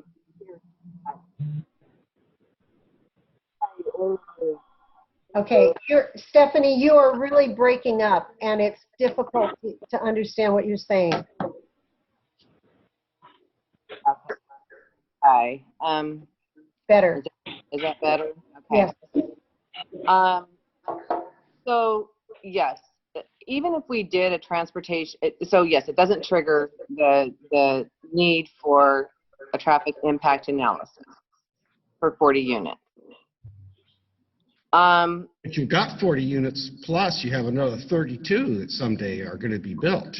Right. So is that still not a trigger threshold? So if we get back to 07, 08, when all three phases were platted together or were approved together as a subdivision, there was a definite requirement to improve 16th Street. That was the whole master plan of this original development. I don't think it comes into play today because it's been broken up into 1, 2, 3 phases. So the real bottom line is because you're going into 1, 2, and 3 phase, as the criteria has been dropped off. That's what I'm getting here. That is correct. So what we're going to do here then is we're just going to sit here and wait till a nice accident happens on 16th Street or 12th Street or 14th Street. When that happens, you guys are going to be talking to some insurance companies. So, that's just a matter of time. You're setting yourselves up for failure here. You're not doing your homework. I do believe... That's what I see as a concerned citizen. The more people you have, the more accidents you have. It's in the actuaries. I used to sell insurance. I know how this works. And you just set yourselves up. That's all I got to say. Good luck, guys. Thank you, Mr. Provost. Stephanie, how does that work? If there was a requirement in the original plan to improve 16th Street, does this not follow? This sounds a little like a piecemeal approach then to that gets dropped. Does that not stay as part of the original requirement? It does not stay because of of the way that they've broken it up. Yeah. And because the approval expired. Oh, yeah. So there is no approved plan right now. There is nothing. Okay. I have a question. So phase 2 still has approval to build houses? No, the approval that's given for development means construction and installation of the infrastructure and platting of the final plat. Development does not mean the actual construction of the buildings. Okay, so the approval for phase 2 is done. Right. The approval is in and the plat is platted. But Phase the applicant 3 is expired. So the applicant has said that they intend to put the infrastructure in for phase 3, which is what they need approval from us for now. And then they're going to put the housing in on phase 2 and phase 3 at the same time. So my question for Stephanie is, if we're looking at phase 2 and phase 3, does that require a traffic assessment? And are you saying that when they initially applied for all of these, which realistically is the same housing, they're still going to put in? Marcy, they're not applying for anything associated with phase 2 right now. No, I understand that. Okay. My question is, would 68 houses require the traffic assessment? Because it's still the same number of houses going into this area, even though we're only looking at 40 lots right now. So yes, Marcy's making a good point. If we were looking at the full phase 1 or phase 2 and phase 3 together, it would require a traffic impact analysis. Which was completed in the first go-round, correct? When all 3 of the phases were together, there was a traffic impact study, and the traffic impact study resulted in a requirement to upgrade 16th Street. That's correct. Okay. Okay. But phase 3 now expired. And because that has expired, that improvement of 16th Street has been taken off the table. Correct. Okay. Okay. Clear as mud. Thank you. David, is there someone else in the chamber that wants to comment? Yeah, I just got back. Sorry, there's no one else in the council chambers. Okay. Okay. I'm looking at a 1919 phone that's connected. Who's that? That one. There's some background noise from somewhere. Okay. Number. Okay. Miles, question? I really think that this has to go back to the place where we look at 16th Street and the improvement as if they had developed it all at one time, because while I don't doubt the legitimacy of their delay, it really does affect the traffic there, and there are a lot of cars going out if they're successful in building the 70-some unit development, which is what they're going to do eventually. So I would just remind the commissioners that our decision making can include a number of conditions attached to approval, and reverting to the requirement of improving 16th Street, commensurate with what was originally required for the 3 phases of development, could be a condition of approval. And let me check that and make sure I'm not misspeaking. Anne Marie, is that correct? We can't hear you again. Can you hear me now? Yes. Okay. Thank you. That is correct, and that would be under, and I'm trying to find the specific criteria that you could use that under. It's the one that refers to mitigation for streets and traffic. But yeah, short answer is yes, you could make that condition. Okay. All right.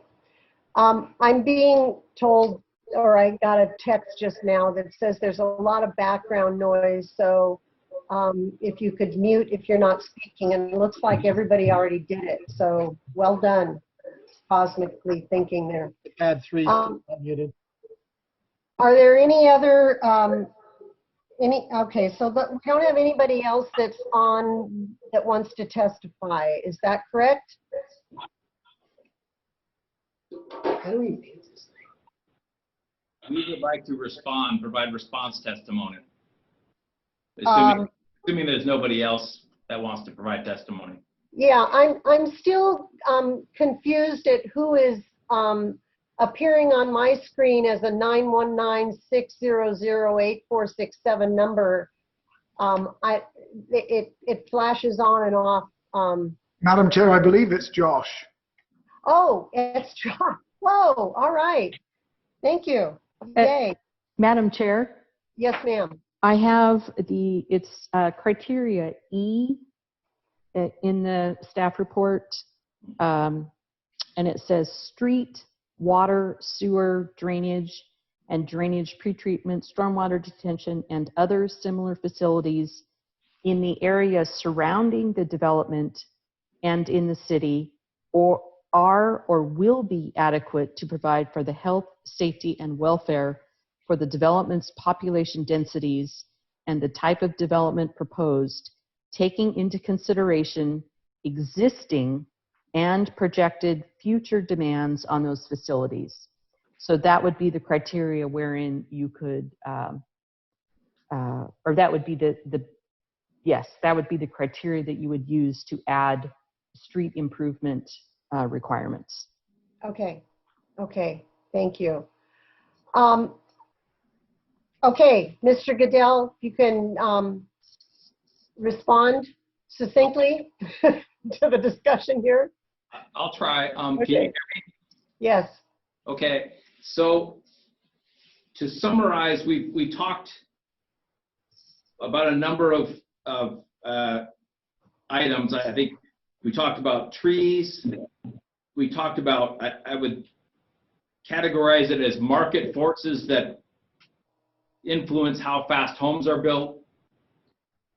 Briefly talked about parking and talked about traffic. Those are, I think, the primary things that have been discussed over the past almost 2 hours now. So yeah. I think we kind of, I think, arrived at a conclusion on the tree removal, and there are some clear and objective criteria that we meet and that the city has a condition of approval for in their existing recommendation. I think it's condition of approval number 2, dealing with, I think it's number 2. Let me double check, make sure I got it right. No, that's landscaping. So number 3, condition of approval number 3, as recommended by the staff, deals with trees being removed. It cites the code section that we were talking about towards the end. The next thing that I'm going to skip around a little bit is parking. We have a plan put together that meets the development code requirement for parking. It exceeds it. So that's a clear and objective criteria that's identified in the code, and we meet it. The next category is the market forces and timing. And I'll just say this, that all the comments are appreciated and understood. You've seen, I mean, it happens every so often, projects stall and infrastructure sits there for a while. Sometimes it has to do with things that you would never think about, financing, the economy, whatnot. But none of that's related to an approval criteria for this project. Second, we talked about traffic. We identified in our application the approval criteria related to traffic, and as Anne-Marie said, the threshold for requiring a traffic impact study is 100 PM peak hour trips on a local street system. This project has 22. With regard to what Anne-Marie suggested as a condition of approval, I guess I'll take you to our land use application package. And I don't know if you can look at it with the screen there or not, but packet page 38, which talks a little bit about this application specifically as it relates to needed housing in the state of Oregon. And I'll just quote it. It says, this application, the Cove at Lincoln City Phase 3 subdivision is a needed housing application under Oregon Revised Statutes ORS 197-303-1A, as it provides a detached single-family housing within an urban growth boundary. ORS 197.3074 states that a local government may apply only clear and objective standards, conditions, and procedures regulating the development of needed housing. Such standards, conditions, and procedures cannot have the effect, either in themselves or cumulatively, of discouraging needed housing through unreasonable cost or delay. Oregon courts and the Land Use Board of Appeals have generally held that an approval standard is not clear and objective if it imposes on an applicant subjective value-laden analyses that are designed to balance or mitigate impacts of development. And that's from Rogue Valley Association of Realtors versus City of Ashland. ORS 197-831 places the burden on local governments to demonstrate that the standards and conditions placed on needed housing applications can be imposed only in a clear and objective manner. While this application addresses all the standards and conditions, the applicant reserves the right to object to the enforcement of standards or conditions that are not clear and objective, and does not waive its right to assert that the needed housing statutes apply to this application. So I had to read that. I'm not an attorney, but our attorneys advise us to read that statement and include it in every land use application that involves needed housing. So if you have any questions about what that says, you feel free to ask, but I want to make sure that I'm on the record again. This is Letty. Go ahead, Lenny. Who says it's needed housing? It's defined as needed housing by the state. How does the state define needed housing in Lincoln City? It's basically any type of housing. In other words, all housing in Lincoln City is needed housing? Yes. That's what it boils down to. Oh, there went the comprehensive plan. I don't believe that. I wish we had Richard here. Richard is here. Richard. He's never said anything. No, he's been very quiet today. Richard, if you have something to add, could you unmute yourself? And Yeah, I don't argue with applicants during the hearing. I give legal advice after the hearing is closed and the record is closed. all right, hold your question, Lenny.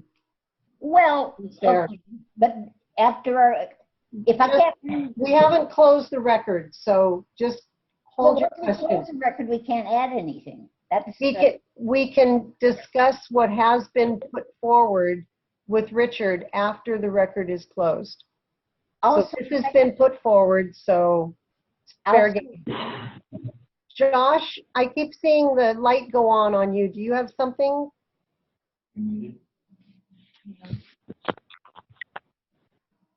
Hey, can you hear me? Yes. Oh, okay. Sorry. No, I don't know. I'm having all kinds of internet problems today. I've just been taking it all in. I was late getting into the meeting. So I don't have anything to add at this moment. Okay, thank you. Madam Chair? Yes, Lenny. The second line of their statement Says it provides detached single-family housing. This isn't detached. It's attached. Can it keep saying so?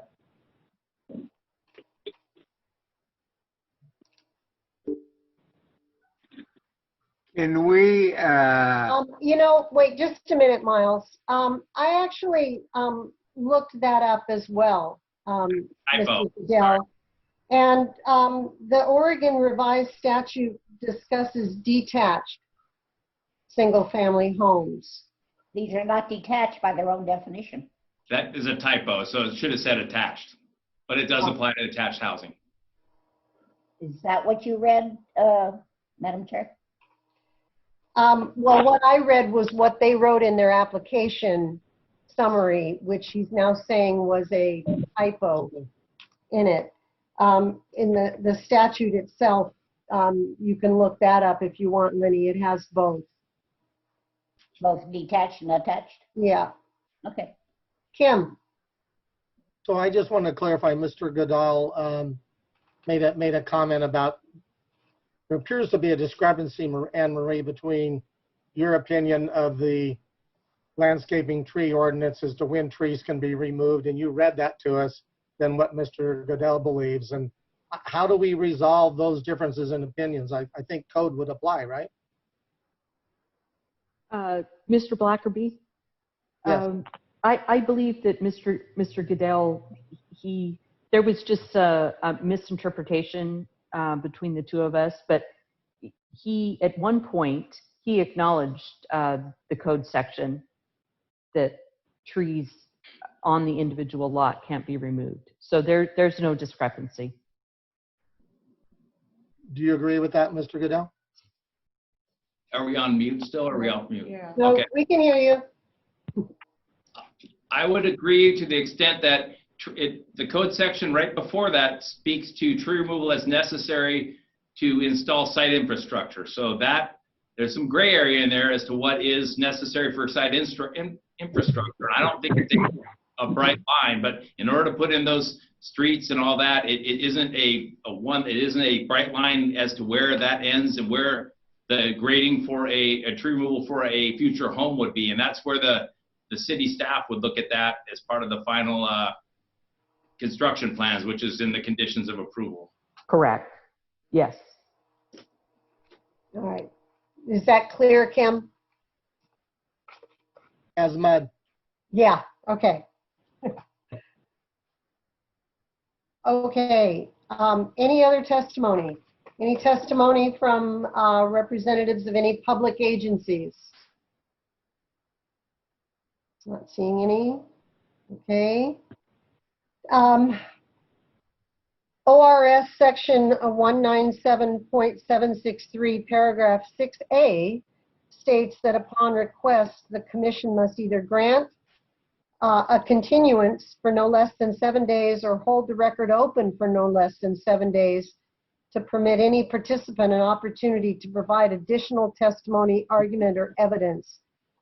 Does any person who participated desire to request a continuance to provide additional testimony, argument, or evidence, or request that the record be left open to submit additional written testimony, argument, or evidence?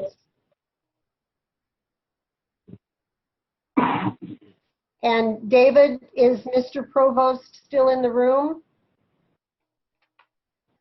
No, he is gone, Patty. Okay, okay.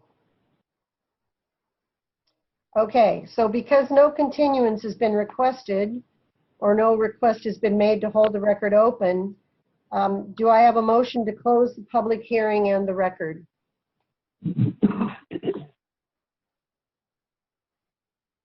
I move we close the public hearing and the record. Okay, Marcy, do I have a second? Second. Kim seconded. Any discussion? Okay, all in favor? Aye. Aye. Aye. Aye. Any opposed? Okay. The motion can pass. The public hearing and the record are closed. Okay. Does the applicant waive the opportunities to submit any final written argument after the close of the record as provided in Oregon Section 197.763, paragraph 6E. Yes. Yes, you waive the opportunity? Yes. Okay. I always have to ask because it's kind of a double negative. Okay. Thank you. Yeah. All right. Prior to or during any deliberation, commissioners, now is when you can consult with city staff and the city attorney. You can't ask them anything new, but you can certainly ask them anything or questions that were raised as a consequence of what you heard during the hearing. So I'm going to open this up to deliberation. And Lenny, I believe you had a question for Richard. Well, yeah, thank you, ma'am. I wanted to know about what the actual ordinance said, but subsequent to that, I actually looked it up. Ah, okay. But I want to know what Richard says it says. I think that the statute does refer to needed housing in very broad terms and was amended to require us, and you should recall us doing some changes to our code to make sure that the requirements were non-discretionary and clear and objective. So I think probably attached housing is needed housing. I don't think that our standards and criterion are vague or unenforceable. One of the things that was stated was, again, after the close of the hearing and the record, I don't give you new facts, but I can give you what I believe the application of the facts to the law are. What was stated was that, oh, all that discussion you had about the need and the market need for these things and the generation, that was all irrelevant, not related to an approval criterion, but you plan development. And a plan development very specifically requires that you establish a reasonable timetable for development. And the development here is not just subdivision infrastructure. This is not a straight subdivision for single-family residential homes. The development proposed is attached housing, as they stated, needed housing. So it needs a timetable of development. You have to set that. And your code has a suggestion, I believe it talks about can't be less than a year. But I think those things are there. Now, why wasn't that done when the prior phase was approved? I wasn't here. It was several years ago. Maybe it wasn't a planned development, but it probably should have had a timetable of development. I think you'd be justified in imposing a reasonable timetable. I'd want the city engineer to talk about whether or not she recommends the condition that you're talking about with traffic. Again, you're taking a prior approval. What's before you is phase 3, not phase 2. So whether or not phase 2 is allowed to develop at all is a separate question. Mr. Apicello? I'm here. I think the plan originally should have had that been done at all 3 phases at one time and would have needed some improvement on 16th Street, and that it wasn't done at one time. I'm wondering what their, it almost seems as if they snuck by with allowing the development to be divided up so that they wouldn't have to put in this improvement or traffic study. What is before you is phase 3, which is, the 40 units or whatever. That's what's before you. That's what gets a timetable of development. That's what's in front of you. Phase 2 is not in front of you. And whether or not phase 2 is allowed to construct units at this point, that's another question. I don't see this as an amendment to phase 2. This is an approval for phase 3, and they didn't ask for it. And correct me if I'm wrong, Anne Marie, but there's been no request to amend the phase 2 project. I'm guessing it was not done as a PUD. Phase 2 is done. The infrastructure is in place. The final plat is recorded. If they want to go in and apply for a building permit, they can. There is nothing the city can do to prevent them from applying for any building permit on phase 2. So it wasn't a planned development. It was not. Yeah. But, So that's okay, why. but the follow-on question then is, if phase 2 is done, it was done under the approval process for the entire Cove development? Yes, which So is now expired. it is not done because the 16th Street improvement was not done. That was part of phase 3. And phase 3 was not done under that original approval. And that approval is expired. Okay, wait. This is a brand new application. I understand. This is a brand new application for phase 3. What I'm trying to understand is the Cove, which originally was phase 1, 2, and 3, originally, correct? Mm-hmm. Okay, included improvements to 16th Street. Now, phase 1 had some building that happened on it. Phase 2 didn't, but the infrastructure, the city part of the infrastructure was put in, except for the improvement to 16th Street, which, to what I'm understanding, was a condition of that approval. Is that not correct? I can't speak to that because I wasn't here. So I don't know how the former director signed off on the plat without having all the conditions of approval met. Stephanie, do you know? You know, no, I don't. The question is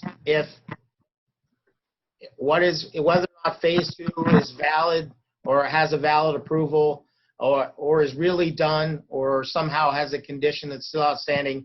That's not the subject of this hearing. The subject of this hearing is phase 3.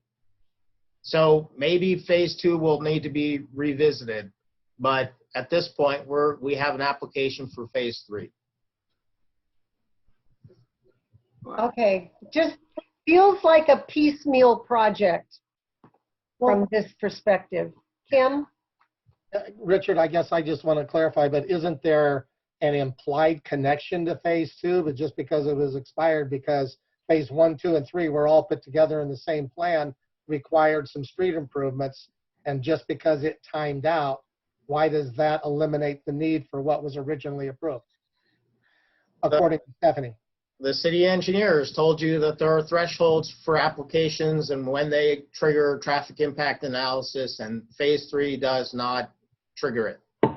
Whether or not phase 2 is in violation of some approval condition, the fact of the matter is that approval has now expired relative to this property, to phase 3.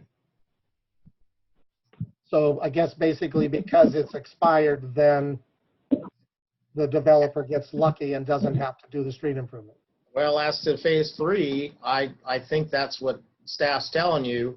As to phase 2, we may have to go back and look at the approval conditions, because saying it's done may not be accurate if in fact there's a condition that's tied to that. It seems to me the approval for phase 2 is expired at this point. It may be. That's not the subject of this hearing. I cannot, in my good conscience, move this along anyway. I think that the whole thing has to be considered as one unit, and that includes phase 1, 2, and 3. And my inclination is to close the matter with a not approved.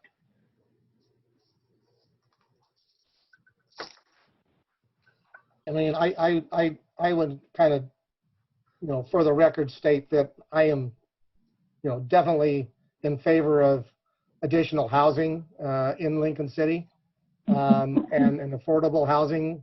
And I would reference my vote on the previous annexation of the property on Rhodes End and Fort Lane, that we needed those kind of additional housing, and the Planning Commission voted 4-3 to approve that. And so I think we're very much in favor of additional housing. I just feel like the process for this one has piecemealed, and I think there needs to be, if we approve anything, there needs to be have additional conditions applied to it. Madam Chair? Yes, Lenny. Nothing says that they have to build affordable housing here. They're saying they're going to, and they do make rather small lots, but I don't see anything that suggests that they can't build very highfalutin condos on here, or townhouses or whatever. I don't see anything here that commits them to doing affordable housing. Richard? Yeah, we're not talking about that. This is a question whether or not it's needed housing and whether or not it's supposed to have clear and objective criterion. That's the issue. I think the criterion are objective. You're trying to bring in something from a prior expired approval, and your city engineer is telling you, correct me if I'm wrong, Stephanie, that those implications are not triggered. Those conditions are not triggered by this application. Yeah, that's my finding. Okay, but I guess the question is, what triggers a reevaluation of phase 2 and the approval of that? You can examine phase 2, and it does have a recorded final plat, and we'll have to take a look at that, but that's not been something, certainly I haven't been asked to look at that approval and whether or not it's valid or whether or not it has an outstanding condition that hasn't been met. I'd want to talk to the prior planning director and find out what happened. Okay, can we make that request? Yeah, but we're not related to this application. I understand that, but I just don't want to lose that thought, because it does. Yeah, I think if you have a condition, feel a little quirky here. And I'm assuming that can't be a condition of the approval of phase 3, that you revisit phase 2, correct? Yeah, it's not, that's not, what's happened is we've heard about a condition that hasn't been met, and we have to try to figure out what exactly happened there. But that's not applicable to this property or this application, because that approval had expired. Certainly, this project never got built. Understood. So Kim, what kind of conditions can we attach? Can we attach a conditions related to the 16th Street improvements? Can we attach conditions to increased tree preservation or tree planting? Or no, it's, one of the things that the applicant didn't address was the timetable of development. I think Anne Marie stated they didn't answer the question, I believe the staff report said. Right. So, and there was a discussion about, oh, that's not, market stuff is relevant. Well, whether or not a developer wants to go forward in a certain market is not expressly a condition of approval. But what that informs is what is the appropriate timetable for development of the site. Development is defined very broadly in our code, and this is a planned development. It's not a straight subdivision, so we're not just talking about infrastructure. The development is the attached housing. What the developer is talking about is just needed housing.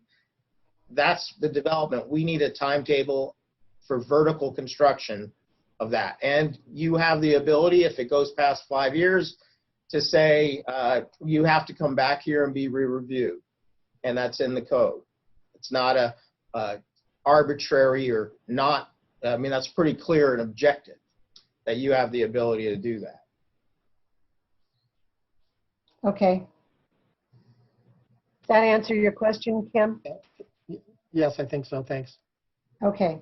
I think that the planning staff did identify a couple of conditions, one of which was providing a tree replacement plan, and one of them was providing an adequate landscaping plan such that meets code. Is that correct, Anne Marie?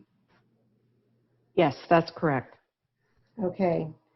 And then the additional one that I agree with Kim and others that I would like to see, and apparently it won't be too tough because Mr. O'Brien has told us that they can build all of these really quickly.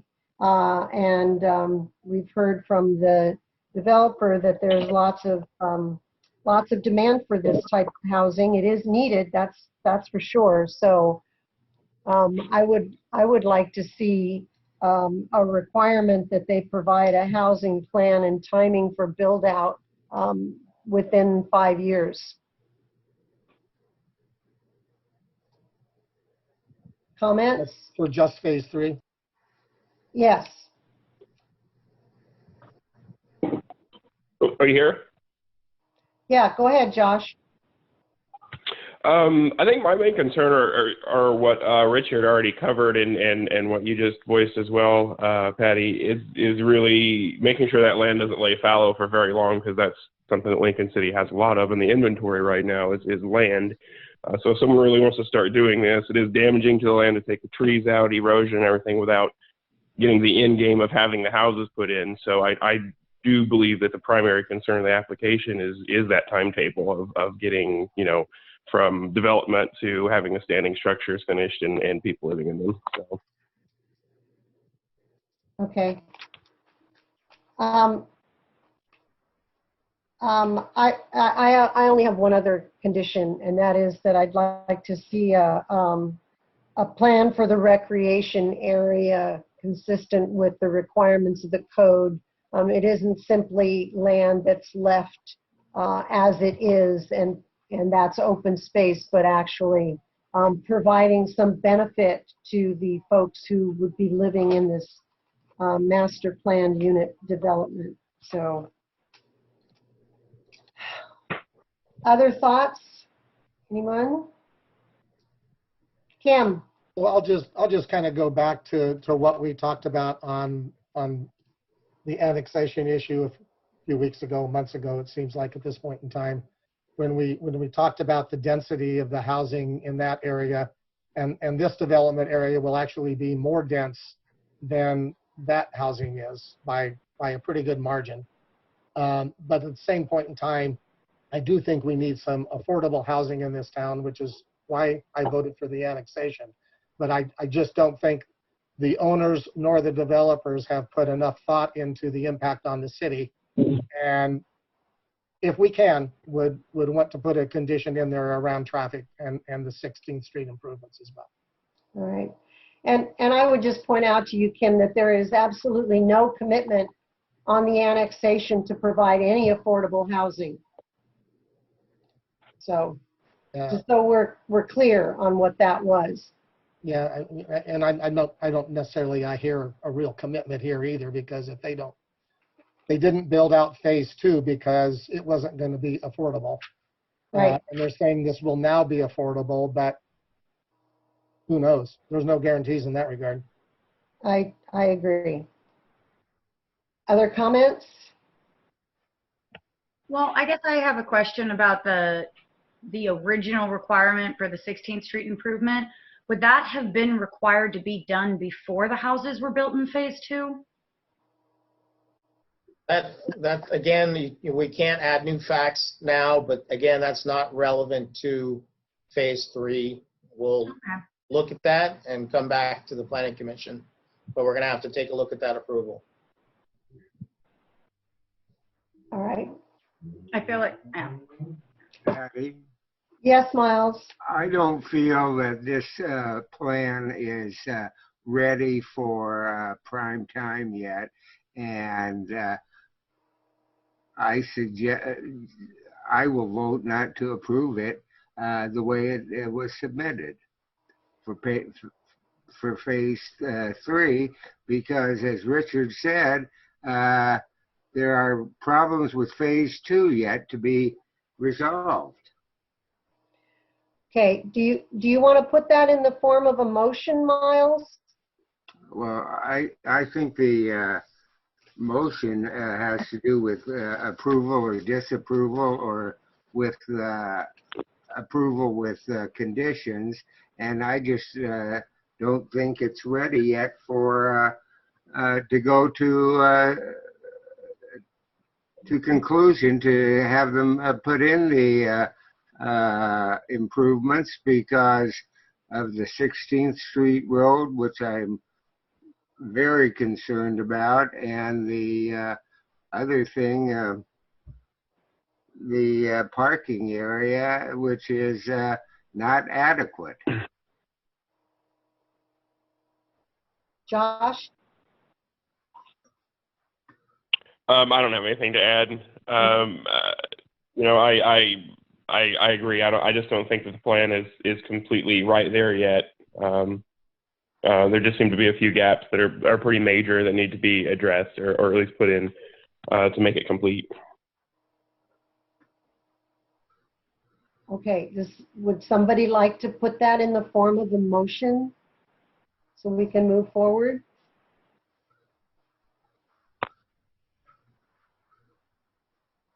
Sure, I will, but I need some help because Okay. I can't pull it all up on my computer at the same time. So Okay, I move that we not approve, and then give me the numbers. so you are moving to deny Thank you. the recommendation of SUB PUD 2020-01.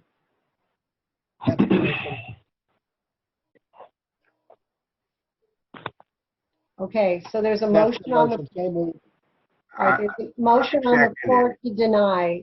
Miles, did you just second that? Yes. All right. James, could we have a roll call, please?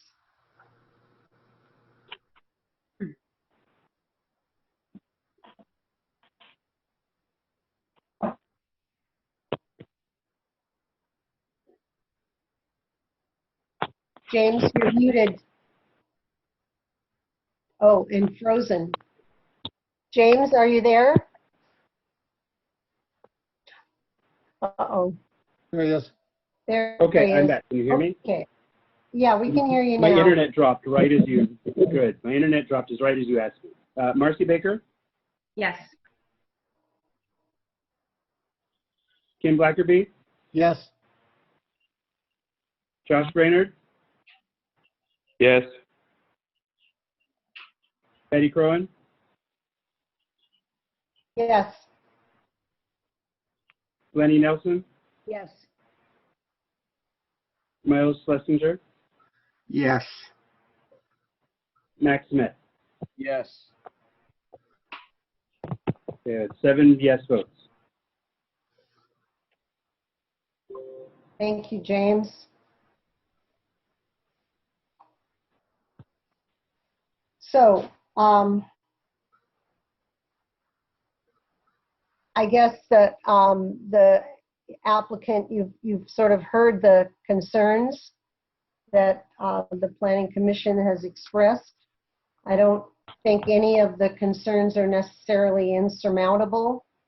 So you might want to maybe regroup and. Richard's raising his hand. I'm sorry? I don't think we have conversations now with the applicant. Okay.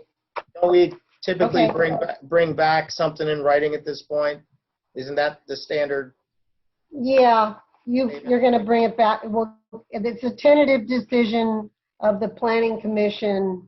The staff will prepare a final order for adoption at our next available meeting. Okay. So staff will get together and bring something back to you. Okay. Okay, thank you. Does anybody want a 5-minute break before we move on? Yes. Let's take a 5-minute break and then we will reconvene for our next public hearing. And we've just begun. That's right. Okay. The rest of the meeting will go very quickly. I'm sure. I'm sure it will. Madam Chair? Is that a promise? Yes. Yes, Lenny. Can we have a lollipop if we read all 458 pages? Yes, you may. I get one then. I had a drink after I finished. I want my lollipop. I scheduled an eye exam. There you go. That's good. I like that. Okay, let's see. I think it's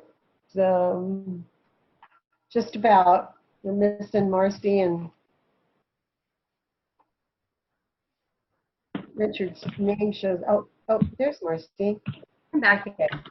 All right, we're all back, I think. So I'm here. Okay, we're back in session. The next item up, it is now, I've got so much stuff around here.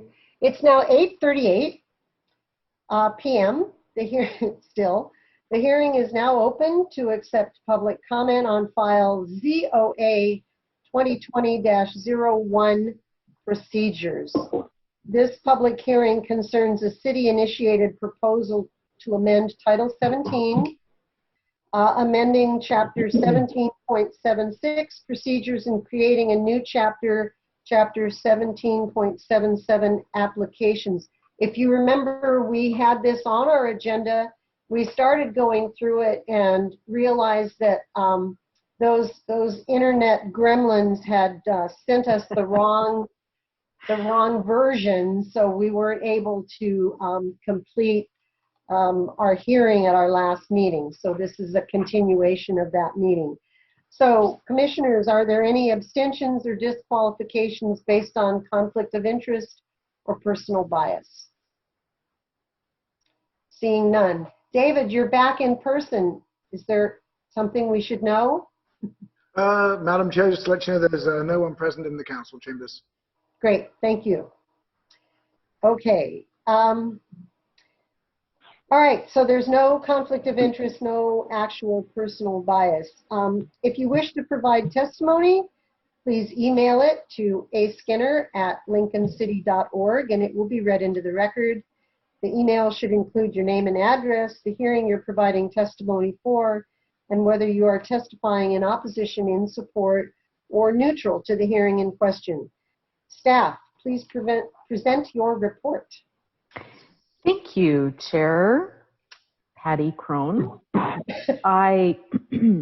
As you stated, this is a continued public hearing. So I don't want to go into a huge amount of regurgitation, so I will give a brief summary of the intent of this ordinance amendment. We have a chapter in Title 17 for procedures. And basically what this ordinance does is it reorganizes those procedures.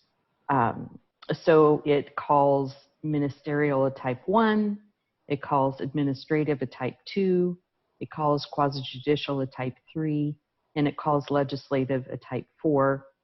And it provides consistent processing for each of those procedures and puts them all into a table. And then it establishes a new chapter in Title 17 for all the various different types of applications and moves all of those from other sections in Title 17 into this one chapter. And the intent is just for transparency, ease of use, make it easier for developers, for staff, for just the normal lay person to be able to look at a table and say, oh, I want to do an annexation. That's going to be a type 3, and then go to the application chapter. Here's annexation. Here's what I need to do. That is the intent, and that is what the 2 chapters lay out. You should have the correct version this time, and hopefully this will help make things more clear and transparent in the development process going forward for everyone in the city. And with that, I'll just basically answer any questions. Okay. I just have one clarifying question. And I know that you and Richard were working together to try to get this into the appropriate standard language for an ordinance. There were tons of pages of strikeout.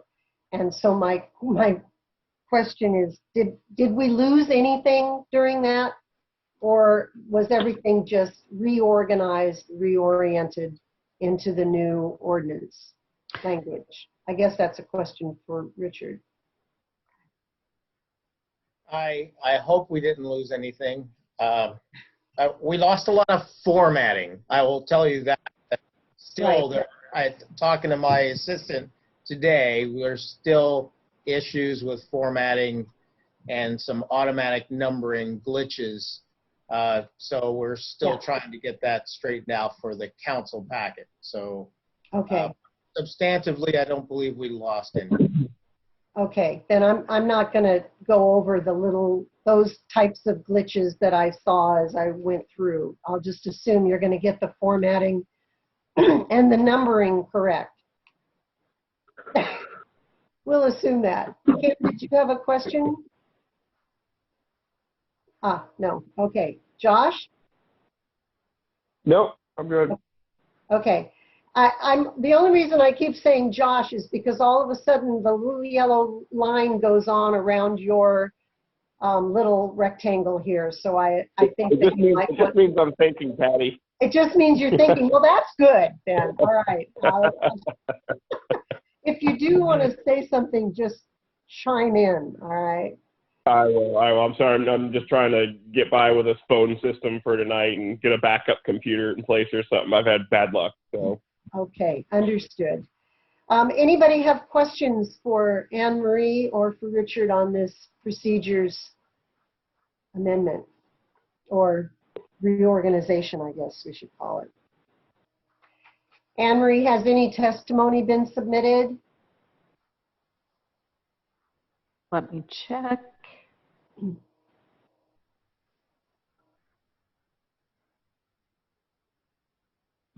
I do not see any. Okay. Any other questions, comments, concerns? Okay. Do I have a motion to close the public hearing and the record? So moved. Okay, thank you, Lenny. Do I have a second? Second it. Thank you, Miles. Any discussion? Okay, all in favor? I guess we should do roll call, James. You'll have to, there you go. Okay, give me just a second to make the motion. Yeah, you don't need a roll call just to close the hearing on the record. You know. Okay, yeah, you're right. I was jumping ahead. Yeah, you're jumping to recommend. Jumping the gun. Okay. All right. All in favor of closing the public hearing and the record? Aye. Aye. Any opposed? Okay. Now, can I have a motion to forward this recommendation to City Council? So moved. Thank you, Lenny. Do I have a second? Second. Second from Marcy. Thank you. Any discussion? Okay, now we can do a roll call. Marcy Baker? James. Yes.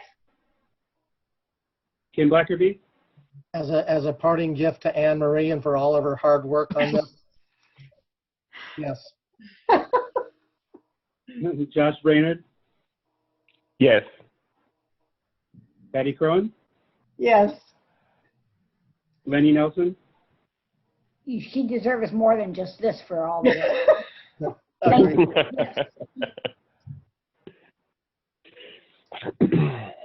Was that a yes vote? Yes, I'm sorry. Miles Schlesinger Yes. and Max Smith. Yes. That's 7 yes votes. The vote is unanimous. Great. What a lovely parting gift, Anne Marie. Congratulations, Anne Marie. Okay. You guys are going to be You here for a want the tree sales later. receipt so you can return it if it doesn't fit? Yeah, right. Do we have any old business? We do not have any old business. Okay. Any new business? Ooh. We have, I believe, new business is the status of the previous cases. I don't have the agenda right in front of me. No, it is. Or the presentation. The urban renewal plan that Allison and company have been so politely waiting for. Hello, thank you, Chair Cron and Planning Commissioners. I have with me this evening, and I'm the Urban Renewal and Economic Development Director for the city. I have with us tonight our Urban Renewal Agency Chair Hinton, and also Jody Mesher, our Economic Development Coordinator, and our consultant Elaine Howard. And we're all here going to take turns with introductions and run through a PowerPoint. And I do see that I have a share screen capability, so thank you, David Twig, for getting that set up. So we'll go ahead and I'll turn it over to Chair Hinton, and then we'll get going on the PowerPoint. Thank you. Good evening, Chair Crowan and commissioners and staff. We're here tonight to formally move forward our proposed roads and villages at Cascade Head Urban Renewal Plan towards implementation. We have presented to the Urban Renewal Agency and provided a briefing to the Lincoln County Commission just yesterday. Our next and final stop will be to the City Council for a briefing and approval, hopefully. I would like to thank Chair Crowan for her participation in the advisory committee. And I'm Deanna Hinton. I'm Deanna Hinton, Lincoln City Urban Renewal Chair and City Councilor. And I want to provide a little bit of background for those who aren't familiar with where we are with urban renewal and what it is. Urban renewal is a program under state law and implemented locally that allows for the concentrated use of property tax revenue to upgrade certain designated areas of a city or a county. Property taxes do not increase. Let me say that again. Property taxes do not increase because of the program.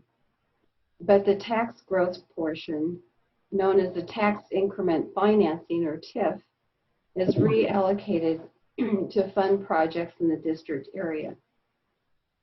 The Lincoln City Urban Renewal Agency will make the final bond payment on the existing district, known as Year 2000 Plan, on December 2020. That'll be a good day. And now looking forward, the Urban Renewal Agency and City Council reviewed two options for creating a new district. City Council directed staff to move forward with the developing a plan for the roads and villages at Cascade Head area. An advisory committee was developed to assist with the planning and outreach for this new district and project list. There were 11 members that included representatives from City Council, Urban Renewal Agency, Chair Crowan, representing the Planning Commission, representatives from major taxing districts, and community members, Laurel Barton from the Villages neighborhood, and Janet Knipe from the Roads End neighborhood. We've come a long way, but we have farther to go, which will involve future community outreach to conduct community visioning, through the community visioning process, projects will be further defined and prioritized as funds are accrued. And finally, we are asking for your recommendation to City Council for approval. And now we'll continue with our presentation. Thank you. I'll go ahead and share my screen now. Okay.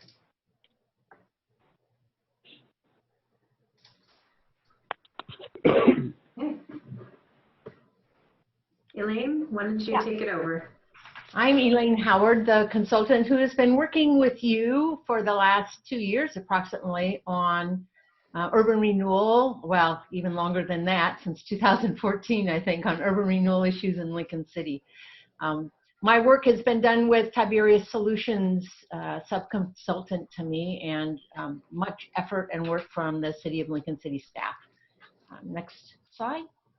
The role of the Planning Commission is interesting in urban renewal because the statute, ORS 457, says that an urban renewal plan shall be presented to a Planning Commission for their recommendation, but it doesn't specify any findings that are required or anything else.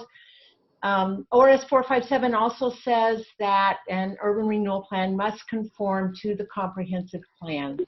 So over the years of doing urban renewal, and we actually put this in an urban renewal best practices manual that was drafted a number of years ago, we have tied those two things together so that the Planning Commission actually provides the review of the urban renewal plan for its conformance to the comprehensive plan and hopefully passes a recommendation of that on to the City Council. Next slide.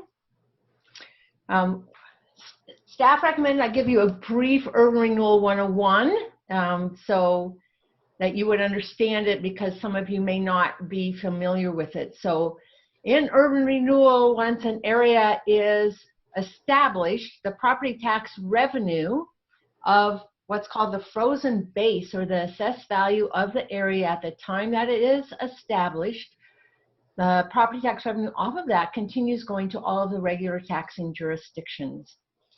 As property taxes increase, and if you click on next slide, it should show us increased, yes. As property taxes increase, and they increase either through 3% appreciation of assessed value or through substantial improvements or new development, that increased property tax revenue goes to the Urban Renewal Agency to do projects and programs within the urban renewal area. This is how the original urban renewal plan that is set to sunset next year has operated, and how all urban renewal or tax improvement plans in Oregon operate. Next slide. Blight, we at a couple of the public meetings that we had, people asked about blight, and so we thought we should go over the definition of that tonight. Blight is actually required to be found within an urban renewal area. Blight is defined within the statute, ORS 457, and typically in any urban renewal area, it covers underdevelopment or lack of development and infrastructure deficiencies. Within this urban renewal area that is proposed, there is a lot of land that is either undeveloped or underdeveloped, and there are a wide variety of infrastructure deficiencies, including the street system, water, stormwater, sewer systems within the area. Next slide. Jody's going to take over here for a few slides. Thank you, Elaine. So we just wanted to give you a brief background for a little bit of context of how this specific plan has come about before we brought it to you today. So we've mentioned the feasibility study that was completed in 2019, and that was of 2 separate areas in Lincoln City that we looked at for a potential urban renewal area. In April 2019, City Council approved the creation of a plan for the roads and villages at Cascade Head area. So at that time, city staff began working with Elaine to actually pull this plan together. And that involved a lot of public input. As Chair Hinton mentioned, we had an advisory committee formed to really guide the creation of this plan, and that committee met 4 times. We also had 2 public forums in Lincoln City for Lincoln City residents and any stakeholders involved in the area. And those were really great. We were able to have conversations with residents and answer a lot of questions and get a lot of feedback on projects to be included in the plan. At the same time that we had the public forums, we also created an online survey for anyone that was unable to attend the public forums to be able to provide their input. And lastly, for the public input side of things, we had a briefing with the taxing districts. So we invited representatives for every overlapping taxing district to attend to give an update on what this project would look like and if it would be adopted, what that would mean for the overlapping taxing district. And we've also done 2 briefings with the City Council to provide updates as the plan has come about with updated financial impacts. May 7th, we sent out formal consult and confer letters to all of the overlapping taxing districts in the area, and that included the draft plan and report, which were attached in the packet materials for this meeting as well. As Chair Hinton mentioned, we had the Urban Renewal Agency meeting on June 15th to present them with the draft plan and report. And at that time, they recommended formal adoption process of the plan and report. And we can go to the next slide. So this is the proposed boundary we're looking at. So anything here would be the new urban renewal area if the plan is adopted. Are there any questions about the boundary before we move on? What's this section in the middle that isn't hatched or anything?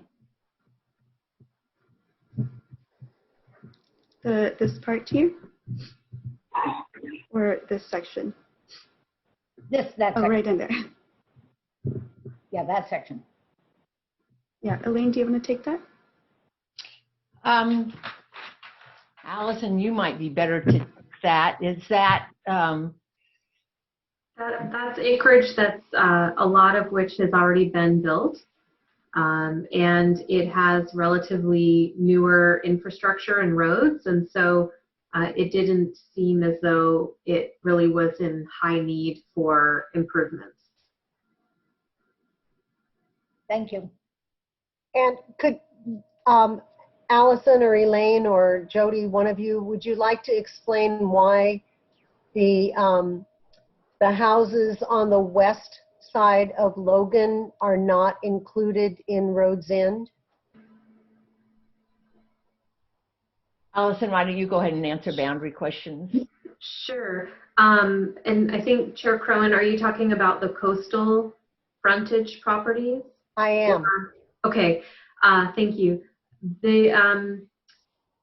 When we create an urban renewal area, we weigh a lot of different factors, and the assessed value of the area is one of those factors.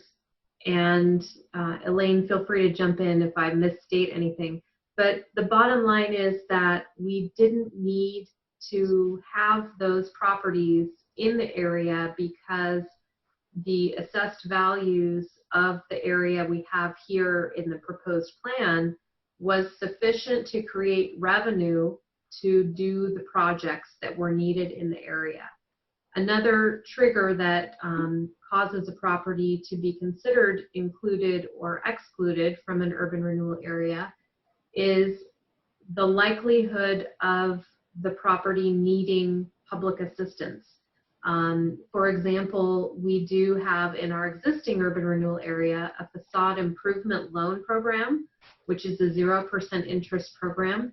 If people want to make improvements to their buildings, then they can apply and often do receive a 0% interest loan to make those improvements. And typically for coastal frontage properties, there are other means to be able to finance improvements other than using publicly made available programs. So those were a couple of reasons why the coastal properties were not included in the boundary.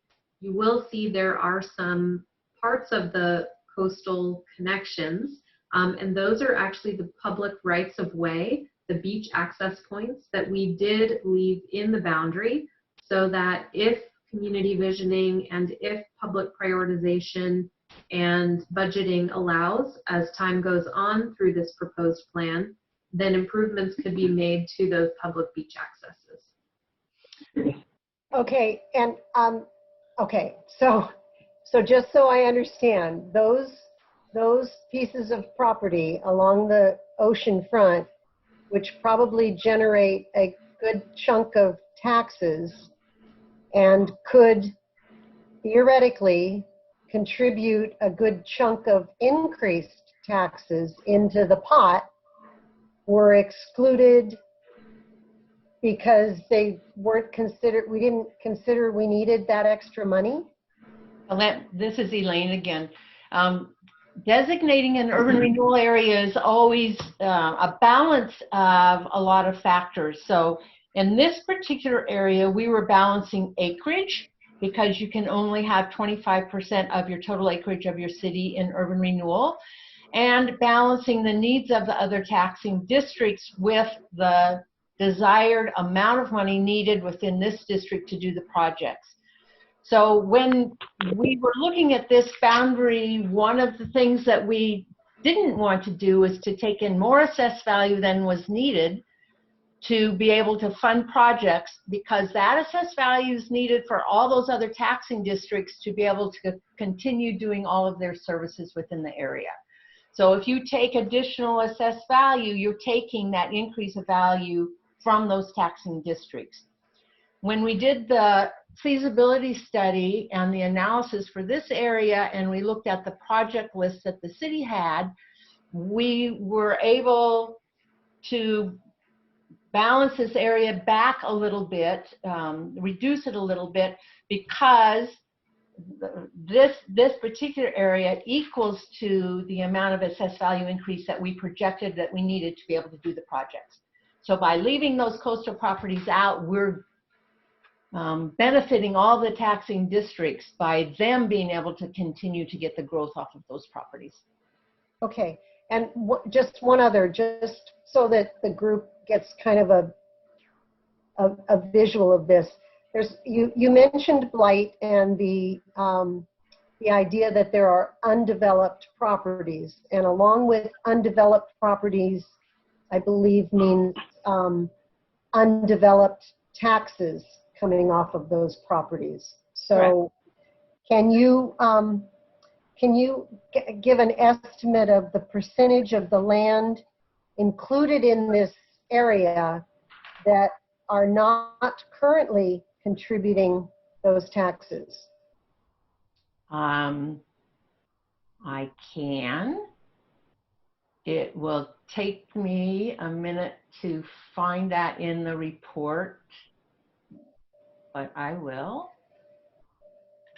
So, you know, I'm only asking these questions because we spent a number of meetings trying to work through what these numbers and the finances all mean. And, you know, the rest of the planning commissioners did not have the joy of sitting through those descriptions, but I do want them to have an idea of what we're talking about here, because it's really one area funding developments in an area that isn't contributing the taxes, and it's good to know the sort of the percentages of that. So in the report on page 35, there's a table that's land use in the area. So that gives us a little bit of that information.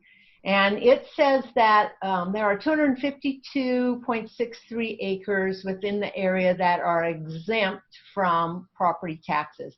That exemption for a lot of that acreage is because it's owned by the city. So there are a number of parcels within this area that the city owns that they are hoping will be sold for development in the future. And that development indeed then helps fund the property tax revenue to allow for projects within this area.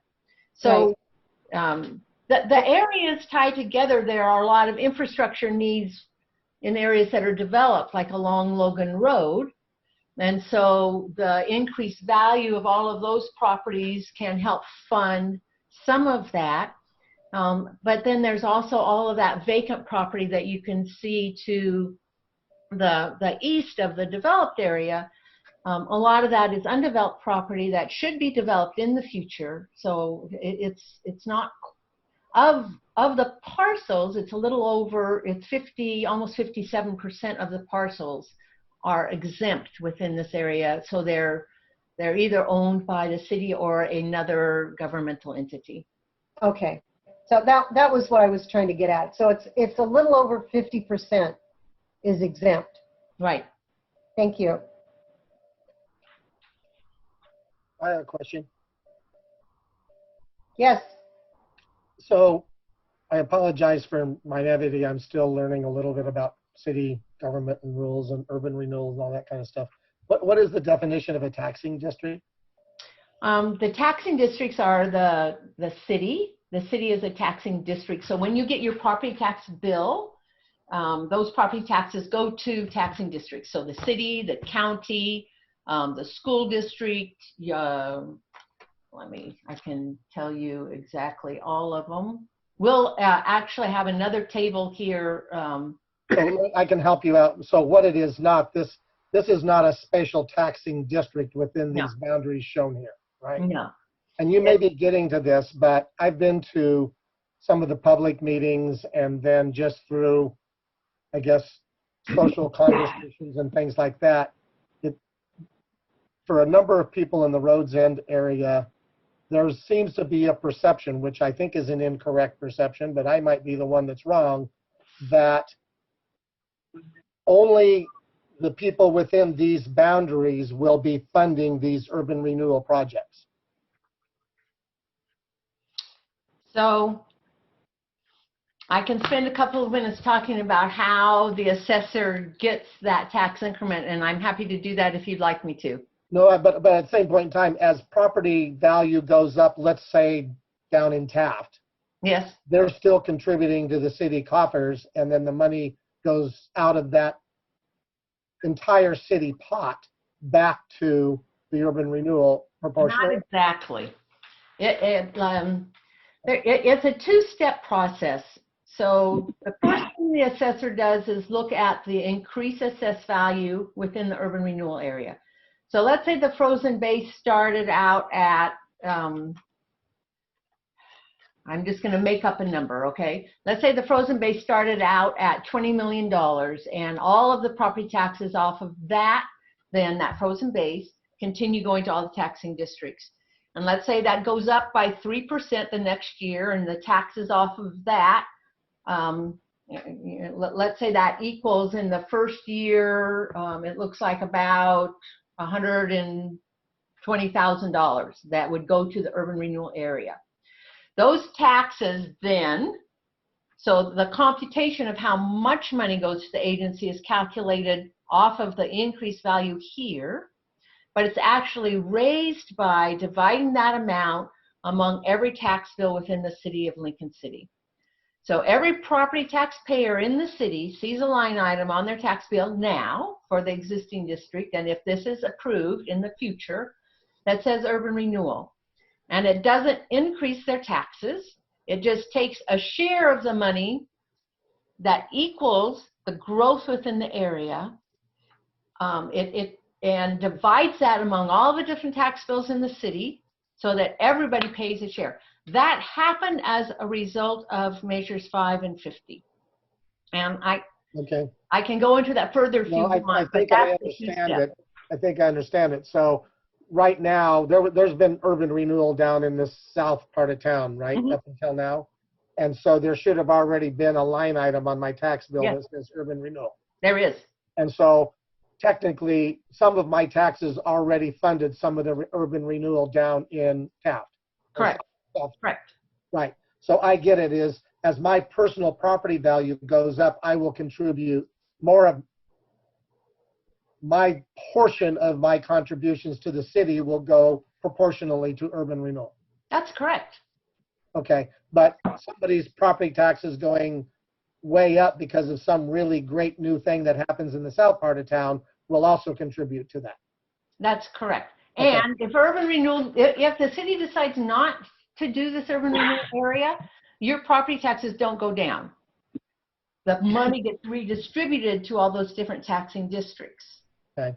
So I just think one thing is that they're, you know, I don't have, you know, I don't know everybody in Rhodes End. I know a few people, right, Patty? But I don't know everybody. Yep. I think there's an understanding that we are the only ones funding this, and that leaves a lot of room for clarification, because I would say 95% of the people that I've talked to believe that we will be the only ones funding this, that only those people within this borders are funding it. And you're right, that's not true. All the money will actually come from every property tax bill within the city. So it may be worthwhile to promote that a little bit more, or somehow explain it a little bit more, because I can think of at least 8 people right now who believe that just we are going to fund that. Okay. Well, we can certainly do that. We have a city council hearing coming up, and typically we do go through all of that more in that hearing, because that is their role. So we can certainly take your advice that we need to make sure that that's clear. And this may be Yeah, I would second what Kim is saying, because I have heard similar concerns that when they look at this map and they look at the drawing and it talks about the incremental tax increase, people assume that it is that area that is outlined that the incremental tax increase will be funding anything that happens in this urban renewal district. I don't think that at least the people that have talked to me in Rhodes End are clear that that's not the case. And this may be a question for Richard. As members of the Planning Commission, if somebody asks or makes a statement in this regard, are we free to say, no, you're wrong, everybody in the city is contributing to this, or do we have to stay mum and just refer them back to city council meetings? Hold on. Lost my controls. We hear you. Yeah, sorry, lost the controls there for a second. I like the option of just remain calm and refer it to the city council. That's probably the best way to go. I think as a planning commissioner, you're making a recommendation here, but you're probably best to refer it to the experts for them to make the call. So I could say, I believe you're incorrect, but I refer you to go listen to the city council meeting. That's a good answer. Yeah. Talk to staff, and then if you're not satisfied, go to the council meeting. Okay, thanks. I do believe that we put together a fact sheet, a 2-page fact sheet. And Allison, I think it's on your website. Is it still? About how urban renewal works. Yes, Jody just confirmed that it is on the website. So you could refer people to the website and to a fact sheet. It's just a 2-page fact sheet on the Rhodes End area, and it has a little bit there. And then we'll go over it more in the city council meeting. Okay. Well, I think we all know that people read fact sheets more than they listen to social media. So maybe there's an opportunity to, again, Patty, since you're on the board of REIA, maybe come to that meeting again but maybe even putting something out on a social media, on the Lincoln City Buy Starter Trade or whatever, because people seem to believe that's more factual than listening to a city council meeting or reading a fact sheet, unfortunately. So should we move ahead? I have a couple questions. If all right. Go ahead, Marcy. Okay, so I'm a little bit familiar with how urban development works. One thing I'm not 100% clear on is, would this boundary essentially be added to the whole area that already is defined urban development in town, and then just kind of goes into the same pot and there's only one fund, or is it separate? So this would be an entirely separate urban renewal area. The existing urban renewal area is expected to be closed down next fiscal year. So it would terminate as soon as they have one additional bond payment to make, I think in December, right, of 2020. And then that area will be done. And this would be an entirely new urban renewal area. And even if there were two urban renewal areas, those monies are kept separate. Monies from one urban renewal area may not fund projects in another urban renewal area. So those funds have to be discrete. So they have designated use based off of where the property tax funds come from? They have to be used within the boundary of the area. Okay. And the existing urban development program, is that the same tax increment funding, the TIF? Does it work the same way? Yes. Okay. Except, this is probably much more complicated than you want to hear, but and Jody's going to hit on this a little bit and then I will in a little bit, but in that existing area, they are not taking the full amount of their tax increment revenue and haven't since 2014. They are doing something called an underlevy, where they are giving a portion of that money back already to the different taxing districts. And that was an agreement made when there was an amendment. So in this area, and we'll get to this in a minute, they could take the full amount of the increased value here. The city council gave directions not to do that, but in the existing area, they're taking much less than the full amount of tax increment proceeds. And again, it will terminate in a year.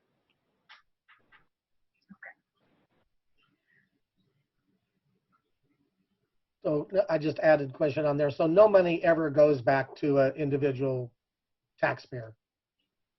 Correct. And I guess one other question I kind of had written down is, you pointed out a lot of this area is undeveloped.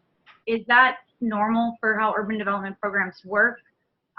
Or are they kind of more for places with existing infrastructure that needs improvement? Or is it kind of for also expanding and creating new development that will then, the tax from that new development will fund? Is that kind of the balance you were talking about? That's right. That's right. So you hit the nail on the head there. So the goal is you have a list of things that need to happen within the area. Mm-hmm. Your city doesn't have the money to pay for all of those things through the regular general fund. Urban Renewal provides a funding source that is dedicated to a specific area to be able to do projects and programs in that area. Those areas differ all over the state. This particular one has a lot of undeveloped area that, if developed, will provide substantial revenue to be able to do projects and programs within the area. But it also has, you can see on the west side, a number of properties that are already developed, and those will provide that 3% annual increase every year that our property taxes go up to help provide some of those projects. And there are indeed projects within that developed area, especially that transportation system, that can use that money to help cause those things to happen. So this is a blend of two different types of properties. Okay. And then the projects that are listed, I noticed there's some are very general, and then there's others that are very specific. And I was wondering, kind of, as the future goes on, what is the process and who decides how are projects prioritized and how much specifically has to be held to, or is it still open for discussion after? So if you don't mind holding that question, we address it on another slide. So, and if we don't fully address what you want, chime back in then, and we'll get to that.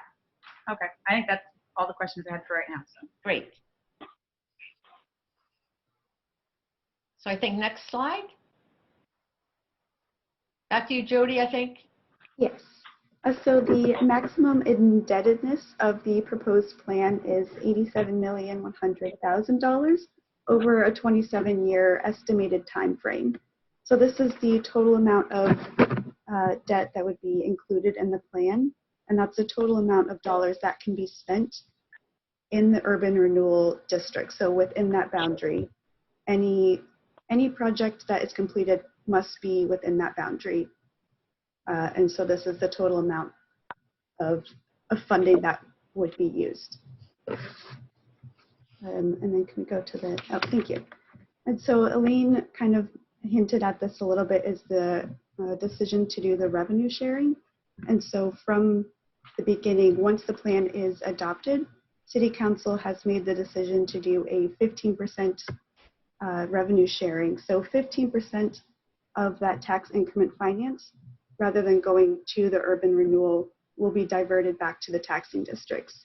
And they made that decision after weighing concerns from the overlapping taxing districts to lessen the financial impact that would have. And we also, or City Council also made the decision, once they did the 15% under levy, to increase the duration of the plan from 25 years to 27 years. And again, that was done as the funds are incurred. They have, I'm probably explaining this not very clearly, but as the plan develops, you get more.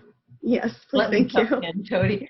So what City Council directed was to figure out how much time the urban renewal area would need to be increased in duration to make up for that 15% that was allocated back on an annual basis.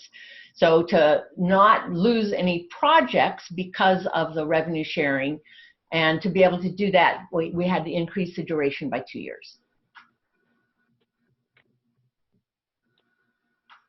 So then we get to the actual projects that are included in the plan. And as you were mentioning, Marcy, a lot of them are very broad, and then some are very specific. And the reason this was done, and that's similar to the current urban renewal district, is that because for any project to be completed in the urban renewal area with urban renewal funding, it has to be included in the plan. And so some of them were very specific. This project needs to be completed, and there was a clear vision for what that would look like. And then some of them are more broad, bigger projects that will be kind of defined further through community visioning. And I might turn it over to Allison to kind of touch on that community visioning process. Sure, thanks, Jody. So really, what we have done with urban renewal, the area that is coming to a close, is this community visioning that involves stakeholders, which is, you know, anyone from ODOT to local landholders. So like Fish and Wildlife are some government stakeholders, and then obviously property owners, from a single family homeowner to a large tract owner. Those would all be stakeholders that would be involved in a community visioning process. We have done in the existing area 4 community visions. We started with Taft in 1999, so it's been 20 years now. And we had a consultant come in and organize meetings and, you know, coffee or tea meetings and,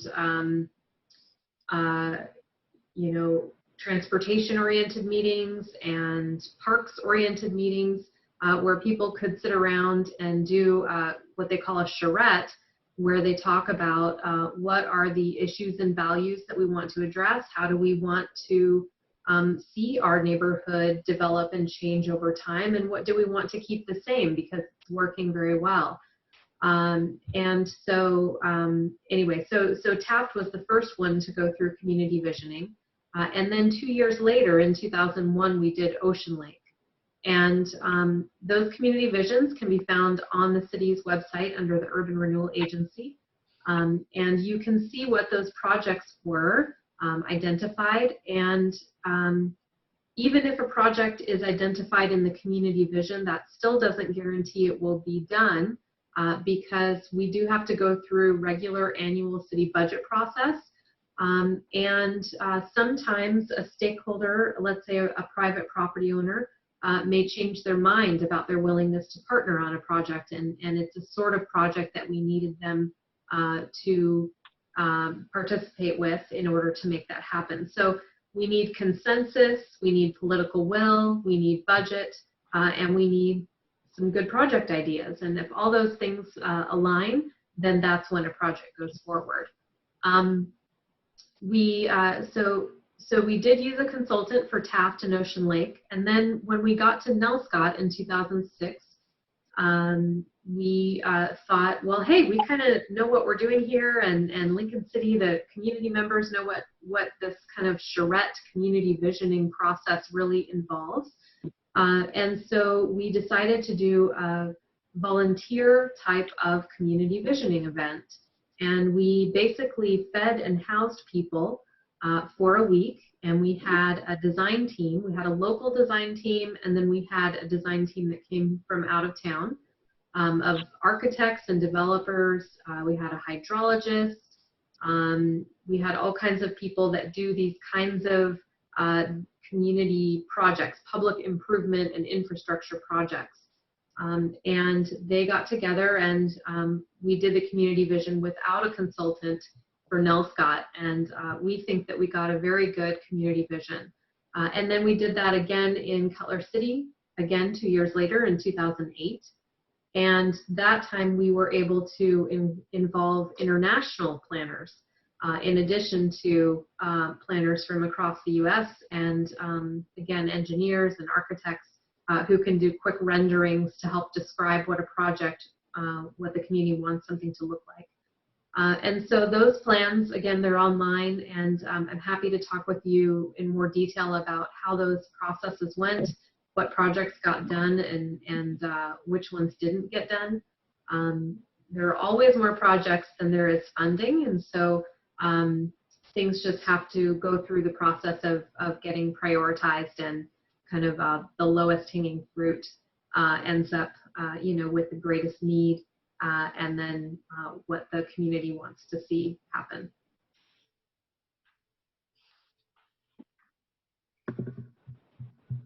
So that answer the question about the projects and how those are described?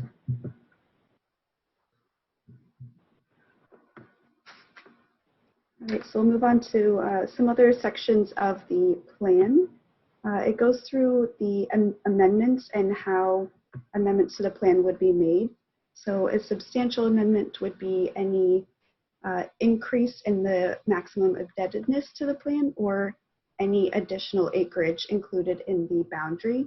And any substantial amendment would require the same formal adoption process that the plan initially takes. So that would be going through planning commission, briefings to the taxing districts and the county, and then a public hearing with city council. And then any minor amendment to the plan would be any amendment that's not substantial, and that would be from the Urban Renewal Agency would approve that plan or that amendment. Another section of the plan goes through the financing, and that also talks about the revenue sharing And Elaine in a bit will get more into the details of what the financial projections actually look like for that plan. And then lastly, we talk about the relationships to the local objectives, and that is how the plan conforms to the city's comprehensive plan. So I'll go ahead and turn it over to Elaine at that point to get into the report. So I think Allison just covered this a couple of slides back. So she talked about the community visioning, and also the annual budget process will help to establish which projects happen each year, and that is an open public process. Next slide. So relationship to local objectives. So this is your area. The way we look at the relationship to local objectives and conformance to the comprehensive plan is by looking at the different sections of the comprehensive plan and looking at the projects that are being projected to happen and making sure that what we're talking about doing within the area are things that are in alignment with your comprehensive plan. So there's a rather big section of the urban renewal plan that goes through each one of these sections: citizen involvement, public services and utilities, housing, economy, aesthetic, transportation, energy, overall environmental. It identifies what the actual goal of the comprehensive plan is, and then makes a finding about how either the process in citizen involvement, how the process of putting together the plan meets that goal, or in case of the other ones, how the individual projects actually will meet that goal. I typically don't go through each one of those sections because we've given you all of that information, and it's pretty repetitive to repeat it all. But if anybody has any questions or wants me to go through any part of that, I'd be very happy to do that.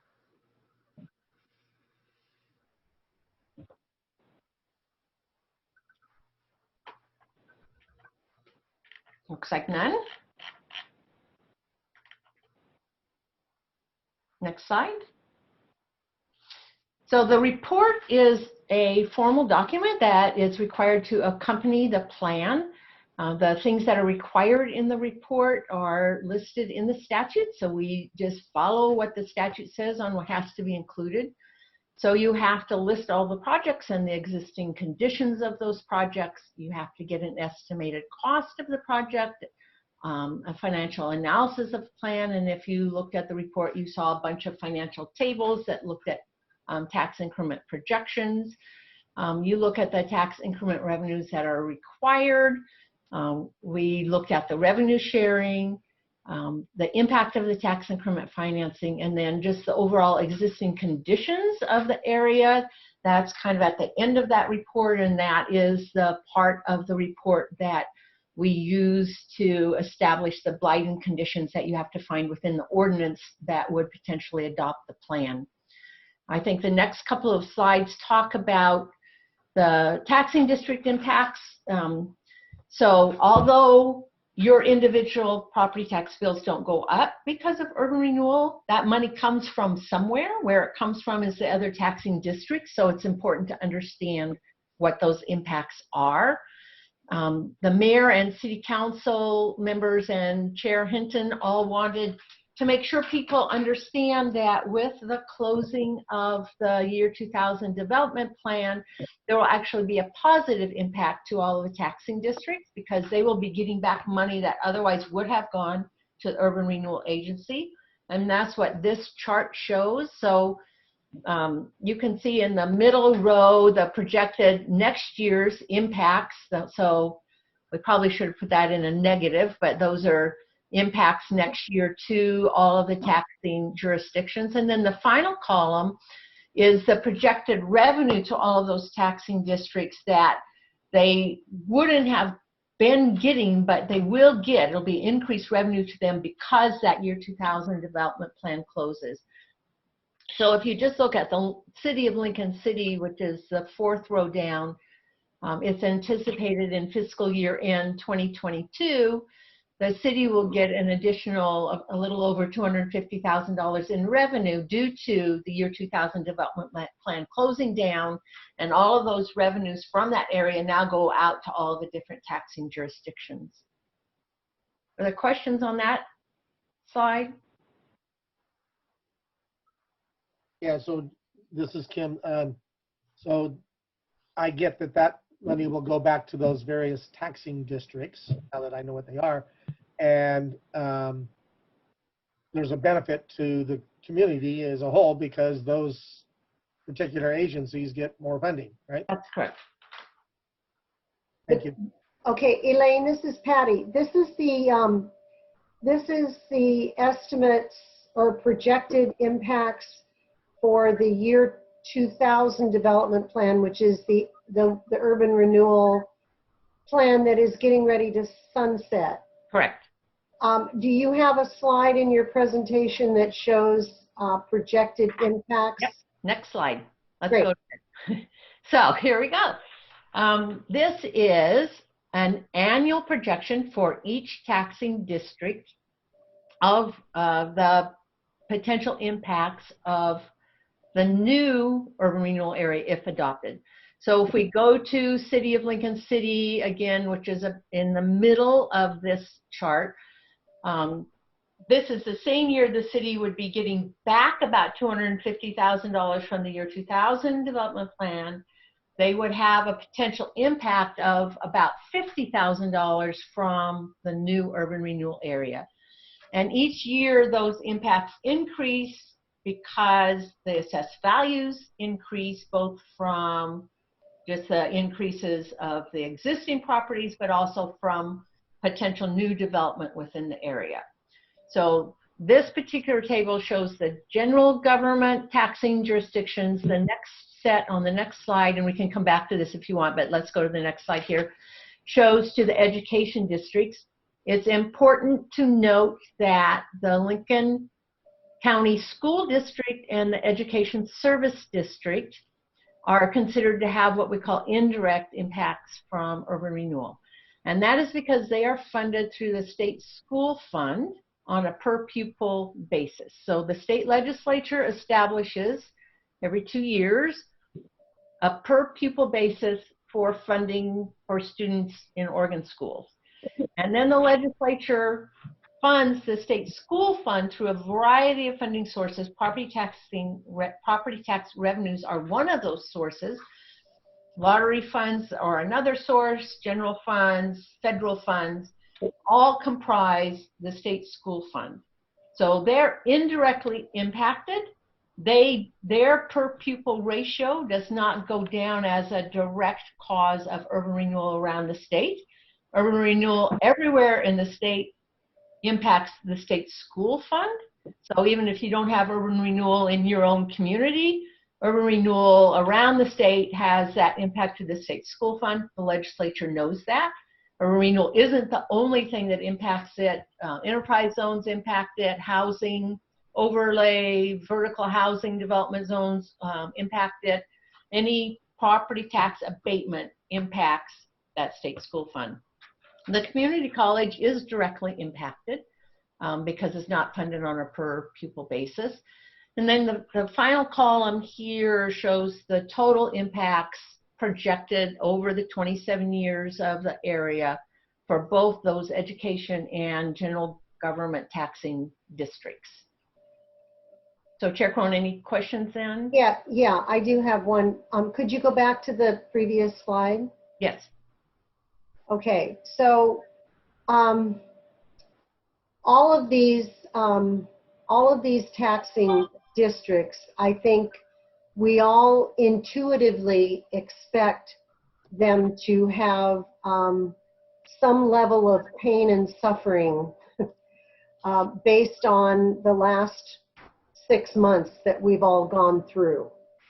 And I'm wondering if you can explain what evaluations you have done to sort of address the current economic realities of these taxing districts, because it's, I mean, these numbers are they are what they are, but they don't really tell us, you know, what kind of what level of impact this will have. For example, you look at Lincoln Fire and Rescue. I don't know what their budget is for this year. I don't know if they're cutting back because of issues associated with the pandemic that we're involved in. So the impact to them may be quite different, and I'm wondering what kind of analysis you have done to incorporate the current economic realities that the city faces. I totally understand your question, and I'll answer that maybe in a way that won't satisfy your question, but we have never had a pandemic like this. So we as consultants can't project what's going to happen. When we look at the League of Oregon Cities projections, they are not projecting a decrease in property tax revenues. Urban renewal is funded off of property tax revenues. So indeed, there may be less money that comes in from other revenues. We don't know what's going to happen to property tax revenues. And I don't think we will know until November, until we see what happens on the payments. You know, if people are out of jobs and they can't pay it, we don't know that answer, and that Sure. was part of our role in trying to figure out this urban renewal area. We didn't have a COVID-19 rider in our contracts. So we have talked with the finance director at the city. We do know that the city, if they pass this, has the ability to underlevy the area. So if something happens and the city looks at the impacts and they hear from all the other taxing districts that the impacts are insurmountable and they need help, the city has the ability on an annual basis to say, we'll take less than the total amount of money that we need. They can keep doing that until they pass a bond or have some other debt that they have to have that money to pay. So this area won't start getting money until fiscal year end 2022, so it's a year away. Yeah. People will know more at that time what impacts are, and the city has the ability to make decisions at that point if they need to in terms of a potential underlevy. And Allison, I don't know if you want to speak to that further, but to me that's the answer there. Is the city. Urban renewal didn't used to have that capability before 2009. That's something that I fought hard for with the legislature to get that put into ORS 457. They now have that ability, so it gives them flexibility, and that's the best answer I can give you on that question. Thank you. But the truth of the matter is that property taxes are generally not affected by COVID because they aren't revenue taxes. No, and property values, nobody's saying right now property values are going down. I haven't seen anything that says property values are going down. And it takes a couple of years for the assessor's office, if they do go down, for the assessor's office to actually reassess properties, to have those values go down and to have payments go down. So I'm not saying none of that will happen. We just don't know what will happen. And the city does have the ability to react through an underlevy if they need to. Allison, I see you're unmuted. Sure, thanks. The only other thing that I'd like to mention is that when we did all these projections, we made some assumptions about development, how quickly new development would be happening. And we did take another look at that to, I think we stretched it out maybe by 1 year in the anticipated development that's coming online. And I have heard some light conversation from the development community that given the pandemic, there are opportunities for people to be doing planning and permitting of development, concept development, and we know development never happens as quickly as we want it to. especially on the coast. When we get the right type of development that we need, we see it happen incrementally over time because of market absorption. And so, given the projections and given the timing of development, there may be some opportunities for developers to have stuff come online, basically be doing the part of their projects that don't involve pedestrian-oriented commercial activity right now while we are in a pandemic, while that kind of sorts itself out, and then projects can be realized after the pandemic hopefully is over. So that is what I have kind of heard rumor of from development community. Again, that's just a couple of different developers and other consultants who work in development fields. But I think that we have done the best job that we can about predicting when new development will happen in this new proposed plan.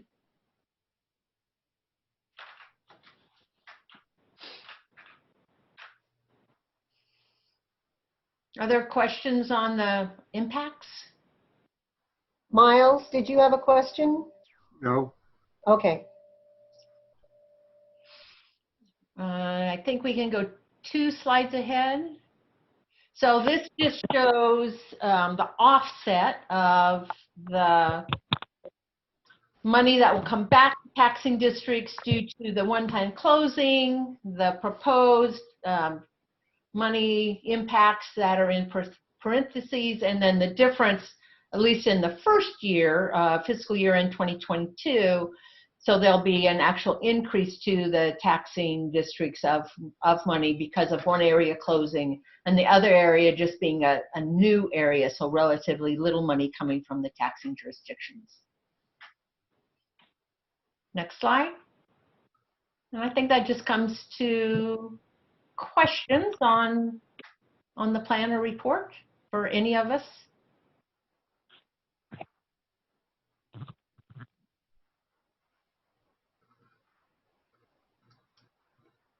Next slide.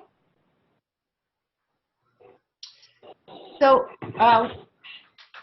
we put this together just to help you because we try to use the language that's in the statute. So we give you options. So one is to motion and second to recommend approval of the plan as written, to recommend denial, and then if you have any changes, if the third one is if you have any changes. And that's additional language in addition to the first motion, which is that you find that it conforms to the comprehensive plan. So the stuff below that is all optional. You don't have to do that. Some city planning commissions like to do that second part, which is to go ahead and say, yes, we do think the city council ought to adopt it. Some say they don't want to do that. That's totally up to you. What we do need from you is a motion and a consideration or decision finding on whether the urban renewal plan conforms to the comprehensive plan. Yeah, thank you, Elaine. I'm going to just step back and let you run the rest of the meeting because you've done it so well. I think that in a nutshell is the question in front of the Planning Commission. Whether or not this urban renewal plan conforms to the Lincoln City Comprehensive Plan. That is the question in front of us. It's a limited question that we need to respond to. So I would ask my fellow commissioners your thoughts on this. And remember to unmute yourself.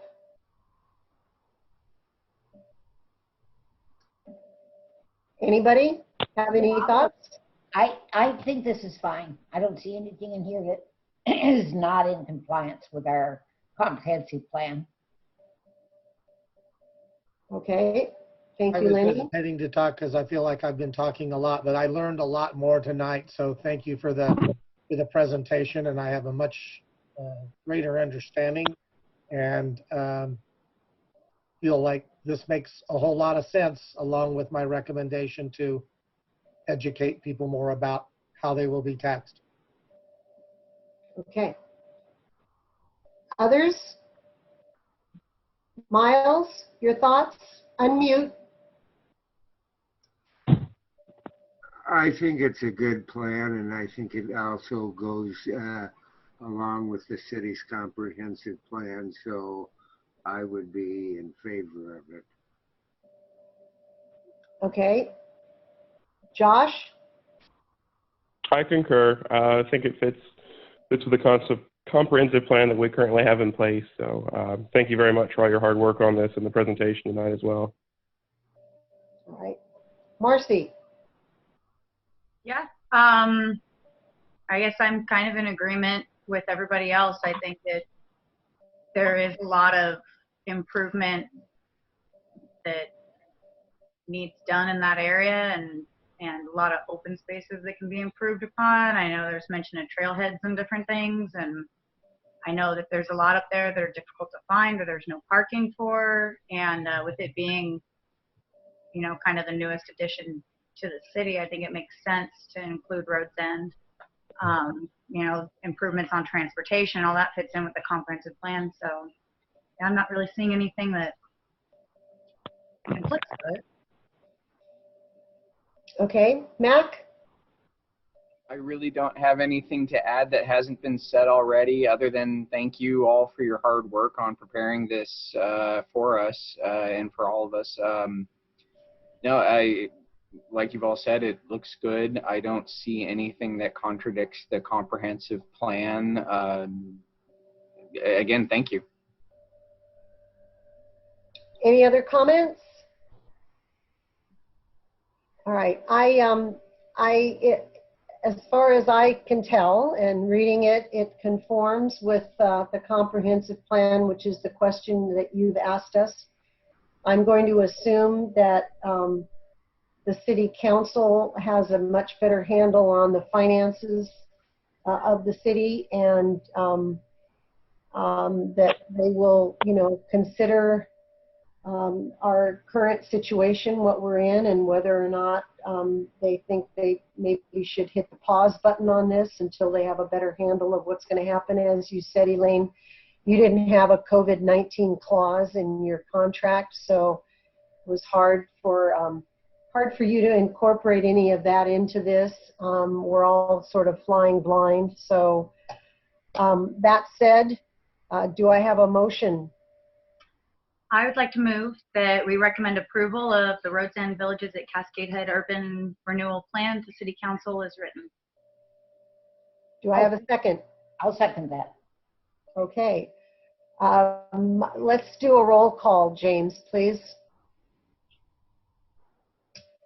Do you mind if I interrupt? No, I'm sorry. We need the first part of the motion too. The first paragraph, that define conformance to the comprehensive plan. Okay. I move that the Lincoln City Planning Commission finds, based upon the information provided in the staff report and the provided attachments, that the Roads End Villages and Cascade Head Urban Renewal Tax Increment Finance Plan conforms with the Lincoln City Comprehensive Plan, and that we recommend approval to City Council. Thank you. I'll even second that. Okay. All right. Now, James, could we have a roll call? Marcy Baker, Yes. Kim Blackerby, Yes. Josh Brainerd, Yes. Patty Crowan, Yes. Lenny Nelson, Yes. Miles Schlesinger, Yes. Max Smith. Yes. That's 7 yes votes. Okay. Can we have our screen back? Yes, thank you, Chair. Thank you. Actually, I just wanted to mention, I think there was a last slide that just basically mentions that the City Council hearing and potential vote to adopt the plan will happen July 27th. And we're happy to answer any questions in the future or between now and then if anyone would like to talk more about the plan. Great. Thank you, Allison. And thank you to Elaine and Jody and Deanna for presenting this to us tonight. Thanks for your patience while we muddled through the rest of the meeting. Thank you for your time and your attention. Sure. Okay. Any Planning Commission training? Where's Anne Marie? Where'd she go? Oh, she's hooking up.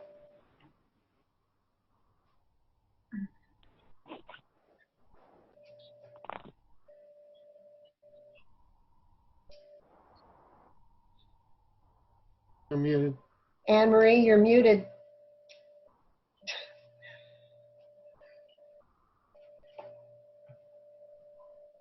Great. Okay. There you are. Okay. Now, okay. So, at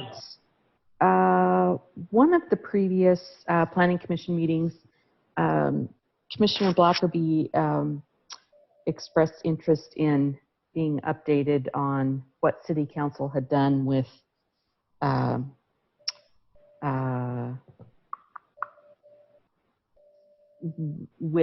recommendations that Planning Commission had given on some of the cases that had gone before them. So this won't take long because there have only been 2 cases.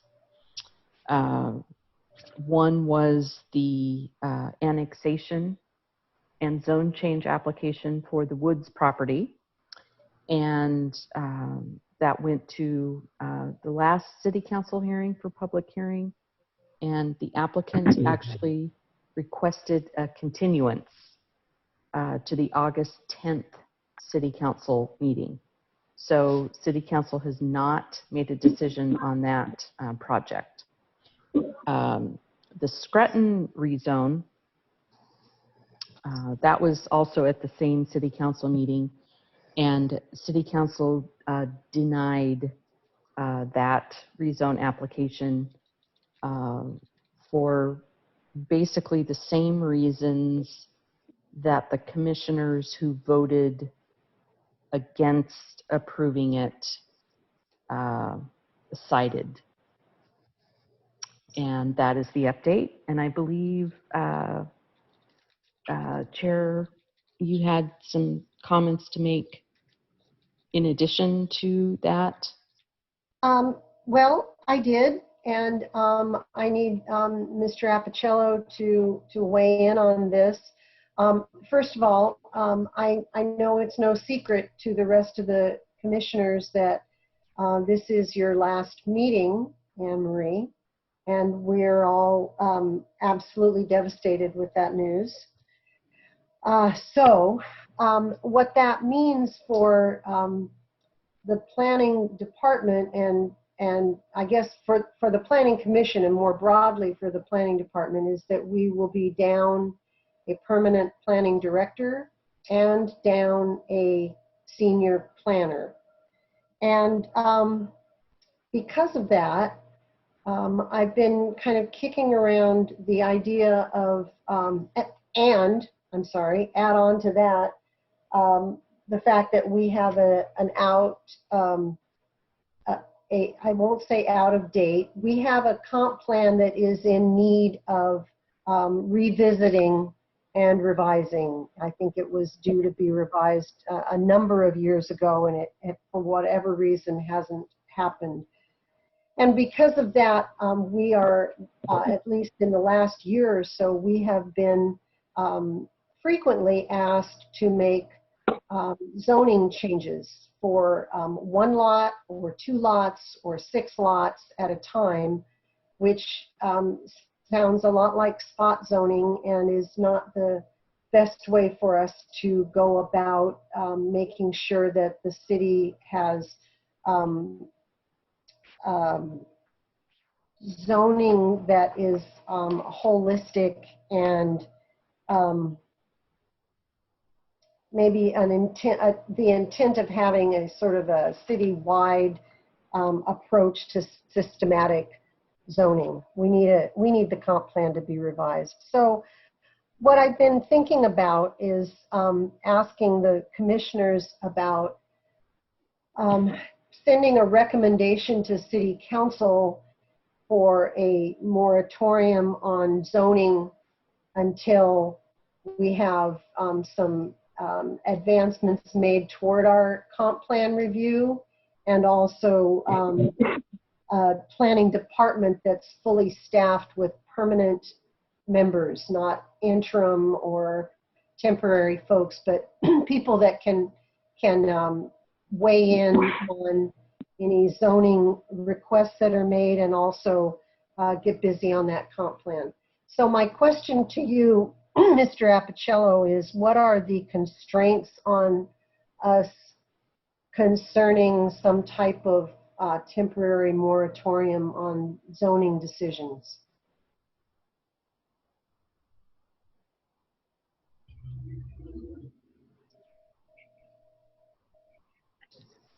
There's a statute on this. You have to follow the statute. It's deemed a matter of statewide concern. Oftentimes, moratorium will lead to allegations of a temporary takings because you're basically stopping someone's all use of their property. You know, I had a single city councilor ask about that. It has not come up since then. You know, the Planning Commission is free to make whatever recommendation they like. I can send you the statute. You can talk about it after you've reviewed it. I'm not personally in favor of it. I think it's just more work and gives people something else to argue about. We have enough to do. So that's my opinion. Okay. What would it take to start working on the comprehensive plan? Probably a fully staffed planning department. Or a consultant.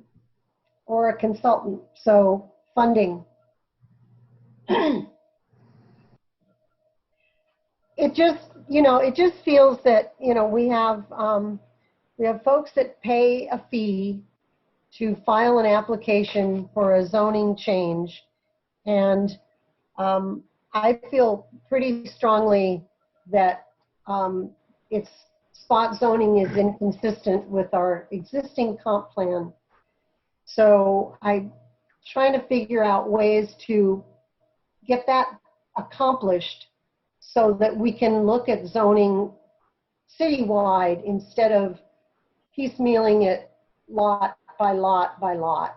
I actually disagree. I think the Planning Commission has done a pretty good job of identifying when an application by a private party is inconsistent with the grander plan. You've several times rejected applications because they were inconsistent with the underlying plan. I think you've done a pretty good job of that.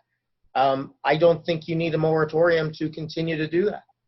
I think we need to divert our resources at the city to getting the comprehensive plan updated. But I don't think you guys, you know, I think you're perfectly capable of continuing the way you have been and saying no when it's appropriate.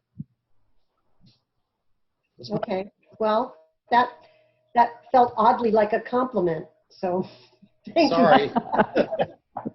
Obviously a mistake. Madam Okay, Chair. thoughts? Yes, Lenny. I don't think we have the right to tell people they can't proceed with land use actions, even if we think that they're the wrong ones. I do agree that we do need to obviously update the comprehensive plan. But having been around a lot of those, I suggest to you that that's going to take some time. And like you say, a dedicated staff. And I don't think that we can tell all comers that they can't ask us to rezone something because we haven't finished updating the comp plan. Fair enough. Marcy, did you have a comment? No, that was a firework going off. Oh. I was saying something. That's why my eyes went all big. That's a whole different discussion. All right. Okay. I would really like to see the information you offered to send, Richard, just for my own curiosity. That would be great. And then we can make a decision if we want to talk about it anymore. Okay. Anything else? Any other reports, comments? Anyone for the good of the order? Ron, yes. Yes, there was a question, and this was a great lead in your last discussion about where we are with our staffing and how we're going forward. With Anne Marie's departure, that actually leaves us now down 2 positions, the director and the senior planner. We have interviews scheduled for Thursday for the senior planners. We didn't get as many applications as I hoped, but they were very good applications. We had 4. We will be interviewing 2. Both, at least on paper, look very qualified and have significant experience in local government land use. So we'll be conducting those interviews, and that will be for the senior planner position. I've also asked Richard Townsend if he would come back for, probably about 3 months, about a quarter, and just kind of help me with the day-to-day operations. He would not be getting into any of the long-term planning, such as the comprehensive plan and things like that. It would be more to just make sure everything continues to flow smoothly while the planner is getting there, is getting the climate, figuring out how to go forward. We will be soliciting applications for a director, but it may not be immediate. I may use that full 3 months to just see how the new person's doing, see how they're acclimatizing, see what we need as far as director goes. So we may not jump into that immediately, but I think that we'll work our way through it. The challenge that we'll face, it probably won't be on the day-to-day work, building permit applications, site plans, things like that. It will be more on the long-term planning. Those are the kind of things that will get shoved aside while people become familiar with the workings of our city again. So that's where we stand. Okay. Could I ask Ron a question? Sure. I believe that we had a presentation made by Mr. Townsend when he was working for himself and helping someone out. And I don't remember how that presentation went and how, if we did decide for him or against him, and what does that have to do with his temporary helping us out? Henny, you're right. He has worked as a consultant, and there's been a couple of cases that have been brought before you. You talked about a little bit about those last night. Any items of which he has been involved as a private planner, he would have to recuse himself from any discussions, any participation, any part of that. And in that case, I will work with the new planner on working those issues through, but he cannot participate in any way in anything he's already been involved with. Okay, thank you. So the annexation is one of those issues that he It is. was the applicant's representative, and that has now been moved forward for the city council to, I believe, their first August meeting or a meeting in August. Correct. So in the short term, I will be working with Richard on that project. Depending how long it takes for us to get our planner in, we'll try to bring that individual up to speed on it. But that project specifically is one that I will work with Richard, so that Richard Apicello, so that Richard Townsend is not a part of it. I see. Other questions for Ron? Whoa, I don't know what that was. Concerns, comments? Okay. You know, Anne Marie, this is the time when we would adjourn for cake. We don't have any cake. So I'm going to ask everyone to find some cake at their house. Okay. Or something suitable to toast. I have Anne some. Marie. There you go. Juanita's tortilla chips. Yeah, all right. So, Anne Marie, it has been a pleasure working with you.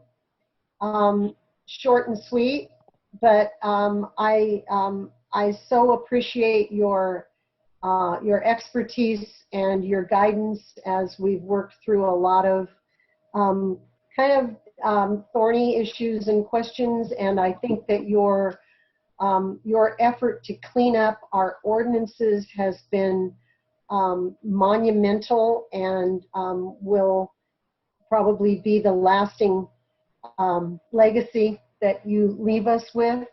I understand you're going to be in town. You're not leaving town, so yes. We can come and find you yes. if you want to be found. And once we can all get together again, I'm going to hold you to some sort of delayed farewell party. All right? I am looking forward to that, Patty. I love all you guys. I don't want to cry, but no, I'm no, not no. going We don't anywhere. want to make you cry. Put yourself on mute if you're going to cry. Kim, Yeah. did you have something? Yeah, I just wanted to make a comment, Anne Marie. I think you've done a fabulous job in my short time as well. There is one thing I think that you could have improved upon is that for your last meeting, you could have arranged to have had the 28-minute meeting that we had a few weeks ago instead of the 4-hour meeting as your last meeting. So Yes, sorry but to keep you up so late on your last night. So what I did for you in return is the next meeting, there are no agenda items, so it's been canceled. Okay, you're vindicated. Good job. Woo-hoo. Yeah, she wanted to leave us with a giant packet to review. Exactly. So, well done. Well done. All right. Thank you, Anne Marie. And thank you all very much. Best of luck in your new endeavors. We totally appreciate you. So thank you, and I'll see you around town. Yes, you will. Okay. With that, our meeting's adjourned. Thank you all. Thank you, everybody.